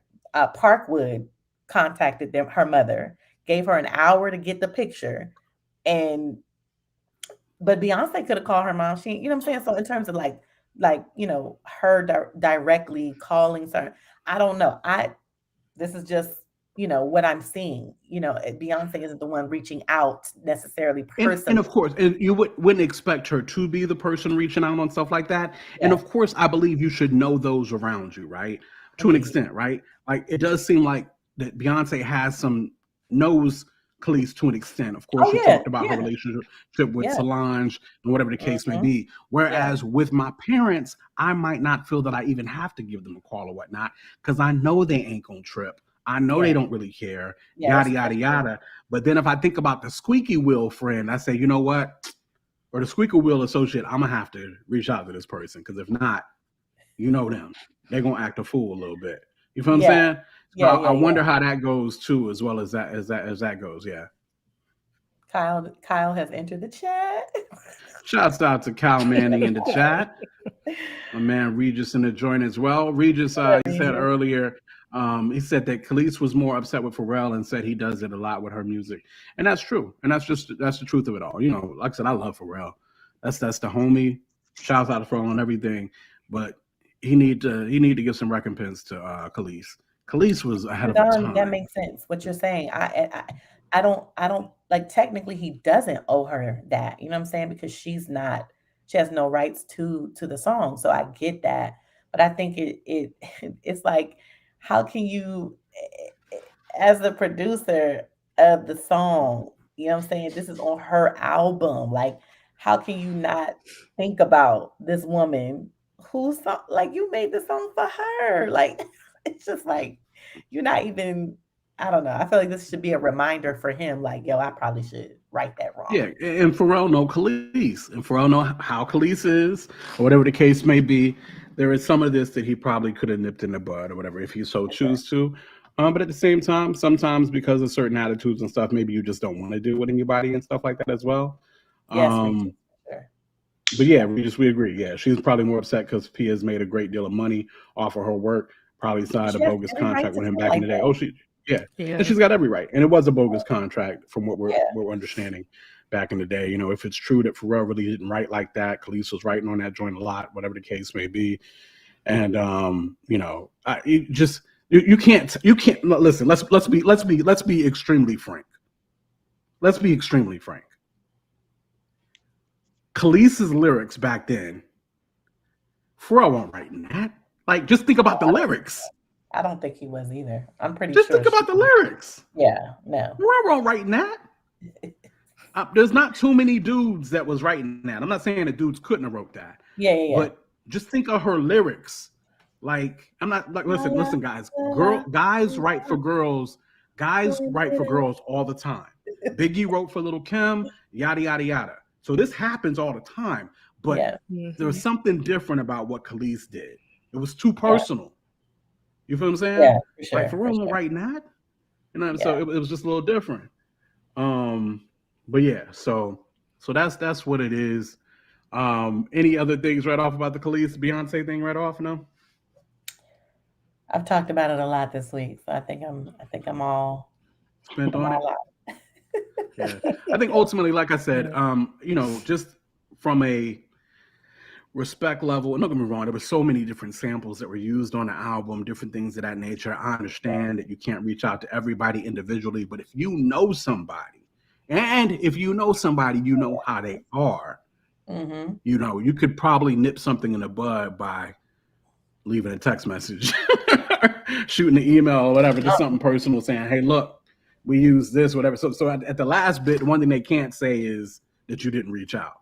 You know what I mean? Yeah. And it really do seem like Kelis is really just looking with respect.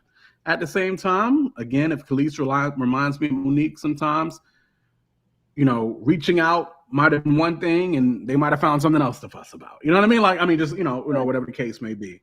But Kelis has been through a lot. The game has definitely done her hard. You know, Nas definitely did her wrong, you know, the whole nine. And you want to see her get the respect that she's owed in this game. I'm back in my mind, I've been thinking lately, like, I would love to hear from Chloe Bailey right now. Because Chloe Bailey, of course, her relationship with Beyonce is what it is. But Chloe worships Kelis. You know what I'm saying? Oh, did like she? Chloe, she's so inspired by Kelis. I did not know She that. says it all. I would love to hear her thoughts on the situation. That is of course, interesting. You're not going to hear that. Chloe's not saying a word. I would love to. She knows. Oh, she ain't saying. She signed to Beyonce's label. Beyonce is, you know, everything to her. But she takes so much inspiration from Kelis. Yeah, she loves Kelis, and so Regis, side note, last night I heard for the first time the Neptunes actually made that Beanie Man and Maya joint. Mm-hmm. Which song was that? He was making everything back then. Oh my gosh, yes. He was. Oh my god. And Maya. I had it in my hand when I read it.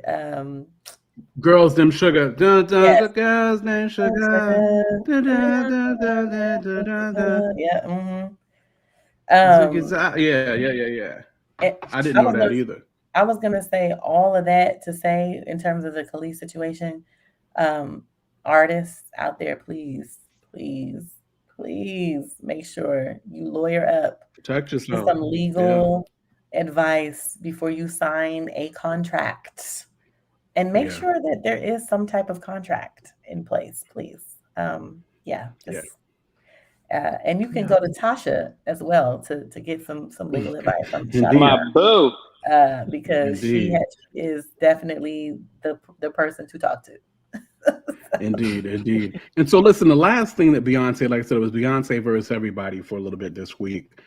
Of course, as soon as the album dropped and whatnot, especially with the reaction from church girls and different things of that nature, the Beyonce, Satan worship, Jezebel, all that crowd came out. And I really want to know, I mean, I don't think none of us are the type of people to go extreme on, you know, calling people different things of that nature. But really, what are y'all's thoughts concerning that? Like, just from a spiritual standpoint or whatever the case may be, just you know, any validity to any of that at all, to any of y'all at all? No. That she worships Satan? Worship Satan, put in the Jezebel hat. What? I don't know. I don't. I don't know. Like, you know what I mean? Like, I don't think anybody can know for sure. Because I think I do think some people can get very extreme when you look at some of these YouTube videos. I'm like, it's a lot. Mhm. It's a lot. So Brina. I don't put anything past anybody. Yeah. So I'm gonna say that right up front. Right. You know what I'm saying? Like, we don't know right, lying is satanic. There's so many things, so many like quote unquote normal things that happen on a regular basis with regular people that is a form of, you know, it's demonic. You know what I'm saying? Technically, Yeah. biblically speaking. So I feel like so I don't know. I'm not extreme with it, so I don't. But Mhm. I will say, You say, Bree? there are Oh, go certain ahead. things. Go ahead. Oh, Yeah. sorry. Go ahead, Bree. What was you No, saying? No. You go ahead. Go ahead. Oh, I was Yeah, just you gonna say finished. I thought you were finished. That's why I moved. Oh no. Go ahead. It's just there are certain things that you know she said specifically in the Church Girl song that I'm like, dang, like that's. I think from a worldly standpoint, you know, it's like, nah, that ain't it. You know, that could come off like, I don't know, so much. I don't know. She calls herself a church girl, and I know she used to go to church. But Yeah, she was you definitely talking about, raised in the church. yeah, but you talking about, you know, doing the things in the song. It's like, nah, like it's not a representation of a godly woman. You know what I'm saying? So not that I expected her to talk about that either. You know what I mean? So I don't. Yeah. Brina. I think the crowd of people calling her like a Satan worshiper, like they show up with any album she puts out. So that's nothing new. Like that train is never late. I just took issue with just one song. Like I'm just not. It wasn't that it's like, oh, this whole thing is demonic. I just took issue with just the one song. I'm a fan of Beyonce. But I mean, it's really extreme to say that. And we know, like, you know, I'm trying to think who it was. Larry Clark, Twinkie's nephew. Like he wasn't too happy about that Church Girl song and the sample. And then everybody was saying the song was probably based on his mother, Denise. So yeah. Oh, good point. I think maybe Yeah, it wouldn't Larry. been based on her, but No, it wasn't been based on her, but they were saying right, like but that's she was a interesting. Like, representation of yeah. the record because she was, you know, the one that was Yeah. kind of out there when the Clark sisters Mhm. were coming up. Because she left it. She was like the 5th member. I think she ended up leaving the group. Yeah, because she wanted to be out there. She got pregnant and all that jazz. Yeah. So yeah, Okay. it's just that one song, but it wasn't like no, Beyonce is gonna be what she's gonna be. Yeah. That She makes record music for the world, not for Christian. Yeah. She is not Kiara Sheard. No, she's not. No, she's not. She's not. Kiara is in here preaching, by the way. I just want y'all to see that. Yeah. Kiara said, folks ready to call out satanic stuff like they don't be gossiping, lying, cheating, etc. And then I say always be careful because, I mean, it is Satan who is the accuser of the saints. And so you always got to be careful with your accusations in general, right? If that's, you know, father of lies, accuser of the saints, of the brethren, you don't want to fall into any of those categories. So you've got to be careful with that as well. I don't necessarily think that she is satanic or Jezebel, but she got her pulse on everything though. Because that Church Girls record, as disappointing as I was about it, and I think we all got our hopes up for like a quick second. I think that's what happened. I think that's what we got. We got jacked because we got our hopes. Well, maybe y'all didn't.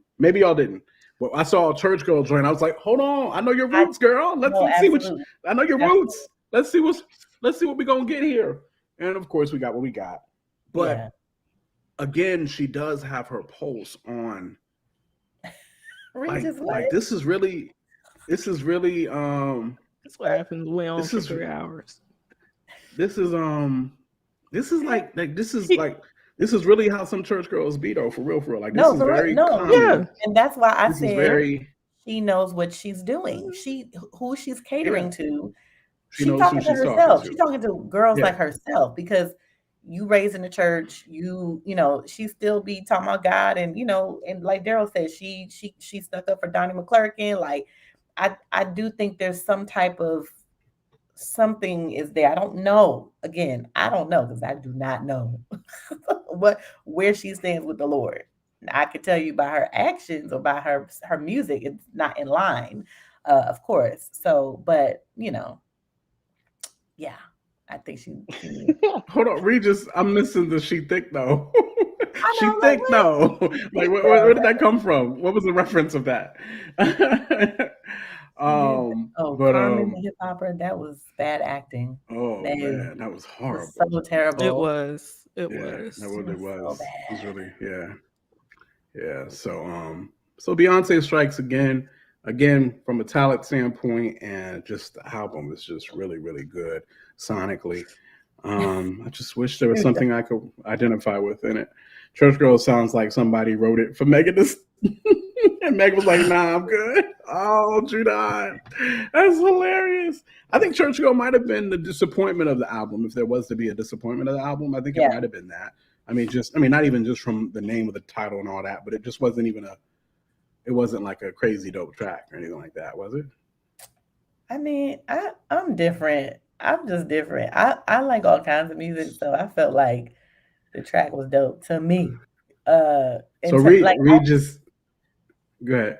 No, what do you say? But also, why can't Christian women be freaks too? I think they can be as long as they marry. But she talking about the single. She was talking to single women. That's who she was talking to because she said it in the song. Yeah. So that's why I was like, oh, you know what I'm saying? As a married woman, I can, you know, with my husband, yeah, I'm going to drop it like a thotty with my husband, yes, but not in the club. You can't be telling the single church girls to be out on Saturday night dropping it like a thotty and shaking their situation. You know what I mean? You can't be doing it. We can't accept that. No. That's some wolf type stuff. I mean, unfortunately, you know what I mean? Yeah. Listen, so we can't allow that.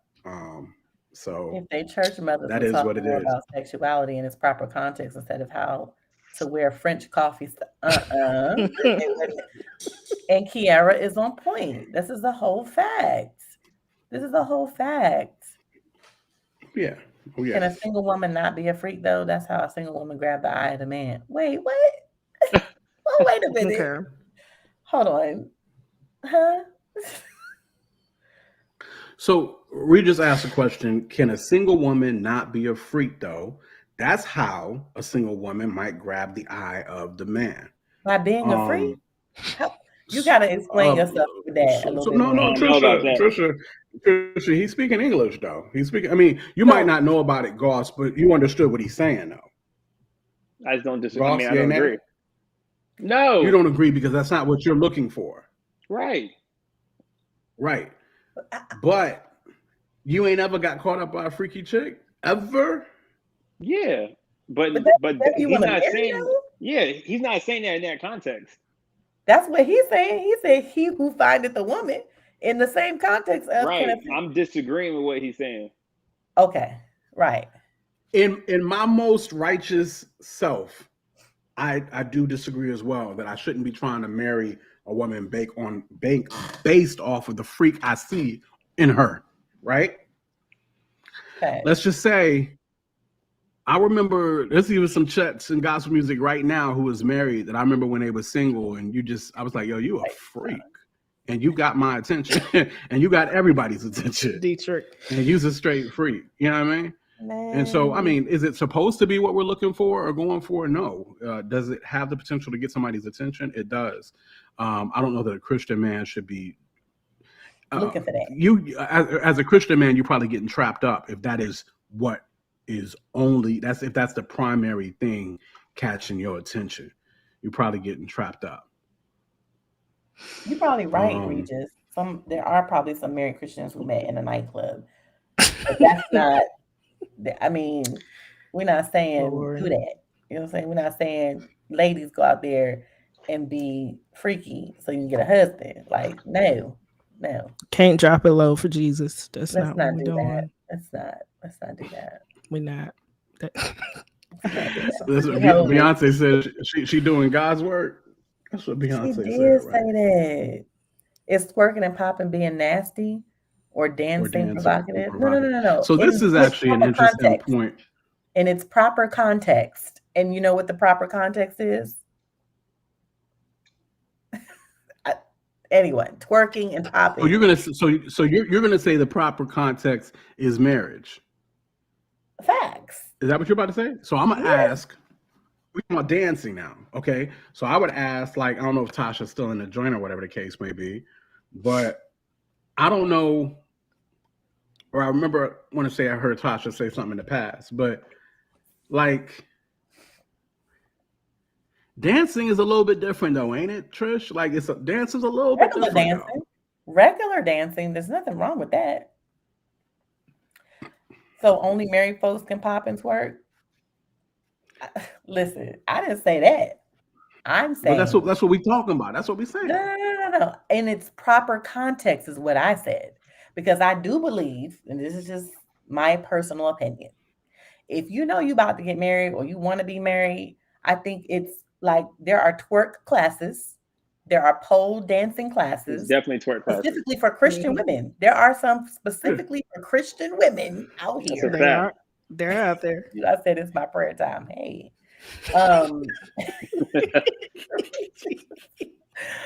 I'm just saying there are classes for that. I think in its proper context. Like I wasn't out here popping and twerking when I was single and you know what I'm saying, when I was living right is what I'm saying. Now, outside of that, yes, I was popping and twerking and doing all that because I was a dancer. So that's what I was doing. But when I was really like living my life for the Lord, I'm like, nah, I'm not doing that. For what? You ain't gonna see me pop and twerk nothing till we marry. Period. So and this is why I'm coming at you like this, Trish. Even as a dancer, if you single and you Christian, you are telling me that if the choreography causes for a pop or a twerk, nah. That's really? A fact. I literally stepped away from my dance because I was choreographing for a dance team in college at that time, and when I really started walking with the Lord, and I was like, I can't do that. I can't do that no more. No, not with like a clear conscience. I was like, nah, I cannot. So. Yeah, I mean, I think that, listen, some women have the freedom to do that and they feel okay. They don't feel like it's, and maybe it's more of a liberty issue. To me, I feel like it's not modest. It's not about, it's not showing off like you're not being a great representation of Jesus. If you out here, come on. For real, twerking. So I'm thinking. So again, I'm coming from a level of dance where it could be in the choreography. The same way I would look at an Yvonne orgy. And I would say, she never had her clothes off in Insecure, but she was in many different positions. For sure. During Insecure, and she is a sold out Christian woman. She is. And she made sure that she was covered up and whatever the case may be, but it was very easy your mind could go wherever it needed to go from her doing her profession as an actor, as an actress, you know what I mean? Or whatever the case may be. So that's just my thought process on it. And don't get me wrong, I do believe we might start flirting into the liberties aspect. Sure. You know what I mean? I always will tell people from joint, just because I get convicted at something does not mean that the Holy Spirit is telling you not to do it. You know what I'm saying? Right. And that's what conviction is personal. Absolutely. Yeah, it's not for everybody. You know what I mean? Conviction is personal. I'm going to say that too, even because what Regis is saying, so choreographers that are Christians can't put a pop or twerk in a dance routine. They can do whatever they want. You understand what I'm saying? Like, for me, I could not do it. I could not do it. I don't think it's a great representation But I do know Christian women who do. You know what I'm saying? I'm not, and they love the Lord. I do too. And I'm not saying that they don't love the Lord or they're not, you know what I mean? I just feel like for me, and I would, if somebody asked me what I thought, I'm gonna be like, I would steer away from that. But if you do it, it's on you. If you have no conviction by it, Trisha gave me the big eye. If you have no conviction, I know Corey is definitely tapped out. It's almost 1 o'clock. It is after 1 o'clock. Lord. The caffeine got me wired, y'all. Do you hear me? It's problematic. It's problematic. Y'all know I could do this all night. Y'all know I could do this all night. I am in my happy place. I'm like, oh, y'all want to be on caffeine and on Monsters? Y'all want to do the show? Like me on Bang? You're not. Your Monster didn't do it. It didn't give what it was supposed to. Nah, y'all ain't talking about nothing I can relate to. Yeah, at this point, yeah. I'm not a dancer. So I'm over Beyonce. You don't want to see women twerking? I hope you say no. I can't handle it. To be honest with you, that when I was single, I couldn't handle it. I couldn't handle it as a single man. I couldn't handle it. Like to see, I couldn't handle basic dance. There was some real, not even twerking, like some basic dancing stuff that I couldn't handle, to the point where if Christian women were dancing a certain way somewhere, I literally would have to turn my head because I couldn't handle it. I couldn't handle it as a single man. My mom was gonna go. Yeah. And I was like, okay, well, I can't do that. So I would just have to, turn and continue a conversation elsewhere. That's being self-aware. Some praise dancing is too much. No, that's a fact. That's a fact. Yeah. Oh yeah, Regis said, "Gosh, didn't you say at your party women was putting it on you? They was twerking on you." They were. Goss is like, and that is true. You said you can't handle it, but you were sure letting them twerk on you. But that was like funny. Like it wasn't like serious. Okay. We determined after the show after that the right ones didn't put them on them. If the right ones had to put it on them, that'd have been a whole different standpoint. Oh yeah. Probably so. But it wasn't the right ones. The right ones is a fixture of a lot of different things. The one that know what they're doing and the one that he might actually be interested in. Those two combinations did not. Like if Kasha would have put it on me. Oh my gosh. Please. Here we go. I know that for a fact. Yo, that chick on my birthday. Sorry, real quick. Kiara talking about this woman when we went out for her birthday. This woman, when I tell y'all, she was gone. Like she was on the floor doing all kinds of things. I was like, Lord, what is happening? It was a lot. She was doing more than twerking. It was a lot. Yeah. I just, I always will say this. I'll forever say this. And this is just the standard that I always set for guys. And this, I think it's the height of immaturity in your Christian walk to think that because you were convicted by a certain thing, that everybody is being convicted by that thing. You know what I mean? That's a very immature viewpoint, whatever the case may be. So that's just, that's my coverall of whatever the case may be. So again, I do believe it becomes to personal convictions. I salutes to, like I said, I told y'all I couldn't watch people dance as a single man. I had to turn my head. So that don't mean I thought what they were doing was bad. I could not handle it. Yeah. Whatever. Trisha was convicted to the point where she couldn't choreograph certain things. She had to. That doesn't mean that's a work all for the whole body per se, or whatever the case may be. I also would warn any man though, don't let the freak in a woman swoop you up. That could be problematic. I think I've been there. That could be problematic. You know what I mean? You see that freak, be like, ooh, that's nice. Ooh, that'd be nice. Ooh, that. And then you done missed out 60-70% of who this woman is because you got caught by the freak. So do. Yeah.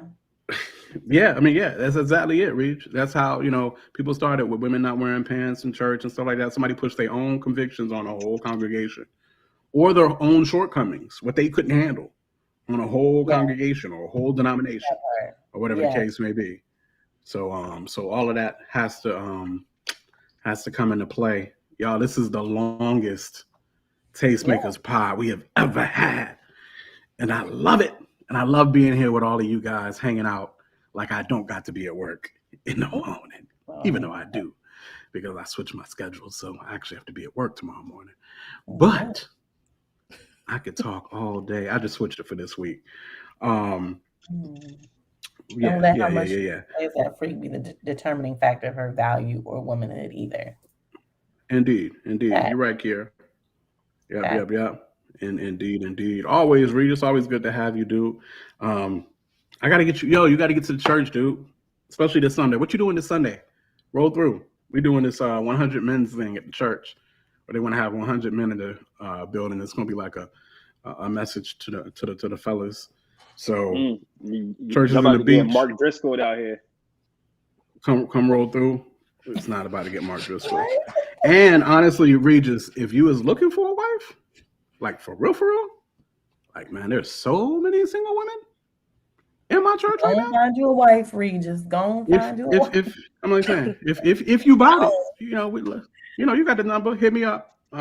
Regis, there you go. We'll talk. But that's what it is. This Beyonce joint is interesting. I was very interesting to see her get hit. To me, the way that many cats, if you were twerking in front of somebody besides your husband and you aren't convicted, something's wrong. And Kyle, that's when you're incorrect. Kyle, I don't come for your neck. I'm coming for your neck. That's where you're incorrect. You cannot be Holy Spirit for everybody, Kyle. You can't. You can't do it. You know what I mean? And just because something convicts you or because you see something as being a certain way, that does not make it a blanket statement. Yeah, and different graces for different purposes. Like Daryl just said, and Daryl just said there might be godly women twerking in Africa with no conviction because, again, context is always key. Right. That twerking and popping came from Africa, and they do it, and it's not sexual at all. But Western civilization will make it or deem it to be what deem it to be a whole nother situation thing. That's Western, that's some colonizing type Christianity right there. So I mean, we've already understood that, most either say that they've been convicted or I told you I couldn't watch or whatever the case may be. But yeah, you got to think, different cultures do different things in different places, and it don't always mean what it means just because it's passed through an American Christian viewpoint. Yeah. But now, Reed, there won't be any popping during the praise break. Well, there might be some popping. I don't know that there won't be no twerking. There might be some pop locked in. Gyrating is a part of our It is. That's a fact. Western pervs sexualize everything. Exactly. Fact. And that's very much so a true statement there. So yeah. Goss is ready to go. And Bree is like, y'all done? Me and Quill just going. Which is crazy because we normally got. Well, anyway, it is. I'm always like this. Oh yeah, I'm like this on every show. I'm always ready to take it till 1-2 o'clock in the morning. Hold on. I mean, like we normally end at about 11:45, 12 o'clock, and it is literally like 1:14, 1:15. Oh, this is take next week off. This show is going to take so long to download. Take next week off. This show is going to take so long to download. 2 episodes, bro. We should cut this, edit this joint, and make it. I'm dead up. This is how many hours? This is a rack of hours. 3 hours and counting. This is y'all is funny. But Beyonce ain't gonna be hot. It's almost 3 hours and 14 minutes. Beyonce is not gonna be hot. We are on the tail end of the Beyonce train. Even with a Wednesday night show, Beyonce is not gonna be hot next week. Just so y'all know that. Yes, it will. I don't know. It probably will. I don't know. Twerking is only a thing here because of the hypersexualization of Black bodies. Facts. Yeah, for sure. So all those different things play a part in it, and that's why I try not to make blanket statements like twerking is Kyle, bad. you gotta be careful, bro. Like you do. You just don't want to be. Yeah, you don't want to be an accuser of the saints. That's what they call the devil. You know what I mean? You just don't want to be that guy. You don't want to be that. I respect, Kyle. I always respect what you do because I believe everybody has different purposes, and different purposes come different grace. And some people are supposed to be the ones that, you see that more in the prophet or prophetic calling, where you see the more of a maybe showing the way or pointing out what needs to be fixed or corrected or whatever the case may be. But you just always, have to make sure that filter is there as well. In my opinion, but I never, because I'm not that guy. I'm more of a love grace guy. That's just kind of my bag. I don't put my bag on everybody else. I don't expect everybody else to be love grace because I'm love grace. You know what I mean? Or whatever the case may be. So I'm just saying you always gotta balance it. You gotta try to balance that out a little. Again, I respect your stance on a lot of things because I like the opinions of all and the viewpoints of all. That's kind of how I believe. I believe in that unity, and unity is not uniformed, and we all do not think alike, or the whole nine. So that's but nobody's looking for an out. The point of Africa is stating the context. You made a blanket statement. In Africa, they do that. So you can't say that. It's just the comment. You just cannot say period, like at all. So you can't blanket it. So here's my thing, Kyle. I've got a bigger problem with stop looking for an out. What out do you think that Cats is looking for? That was more my element of that comment you made. Stop looking for an out. An out for what? For me to have an excuse for me to twerk or for me to enjoy twerking? What are we talking about here? I don't know. What out is it that we're looking for here? You know what I mean? So that's my problem with that statement. Again, Kyle, I got respect. I've always championed you in your viewpoints in certain things, but you do have to be careful in certain areas. You have to, whatever the case may be. So, that's why I blocked him on Instagram. So that's what it is. But with that being said, it is now very, very late. Just now. It wasn't very, very late 5 minutes ago, but it's very, very late now. Just because it's 1:17. It's officially late. So always appreciate you guys hanging with us. That's everybody in the chat. Love you guys. Appreciate you guys hanging with it. From Stephen Levi to Regis to Kyle to Tasha, though I think she's asleep, to Kiera, I got to scroll up forever because everybody's out now. Everybody is down. To Judon earlier, JR Songs earlier, everybody that was in here earlier, Stephen Levite, of course, yada, yada, yada, boom, boom, boom. On that note, guys, y'all know what to do. Like and subscribe. Tell a neighbor, tell a friend what it is that we do right here at the Tastemakers Pod. And we appreciate you guys hanging. We're coming up on our year anniversary, I believe, at the end of this month. And so we definitely got to start working on the shenanigans that we have for year number 2. We're going to try to get some things together, be a little bit more purposeful with getting the word out on what's going on in the show, get them social media joints up, all that jazz, and yada, yada, yada, boom, boom, boom. That's Trisha Bell. Somewhere in the background is she Goss. That's Brina. It called me quote. We're the Tastemakers. And we'll see you next week. Peace. Tastemakers. Classic. We do more than make a living, we make a life. When everything is dark, we are the light. We are the tastemakers. Aight. Let tomorrow tell the stories that we make tonight. We do more than make a living, we make a life. When everything is dark, we are the light. We are the tastemakers. Aight. Let tomorrow tell the stories that we make tonight. For the movers and shakers, for the new tastemakers, sommeliers came out to play. Classics in the current day. For the movers and shakers, for the new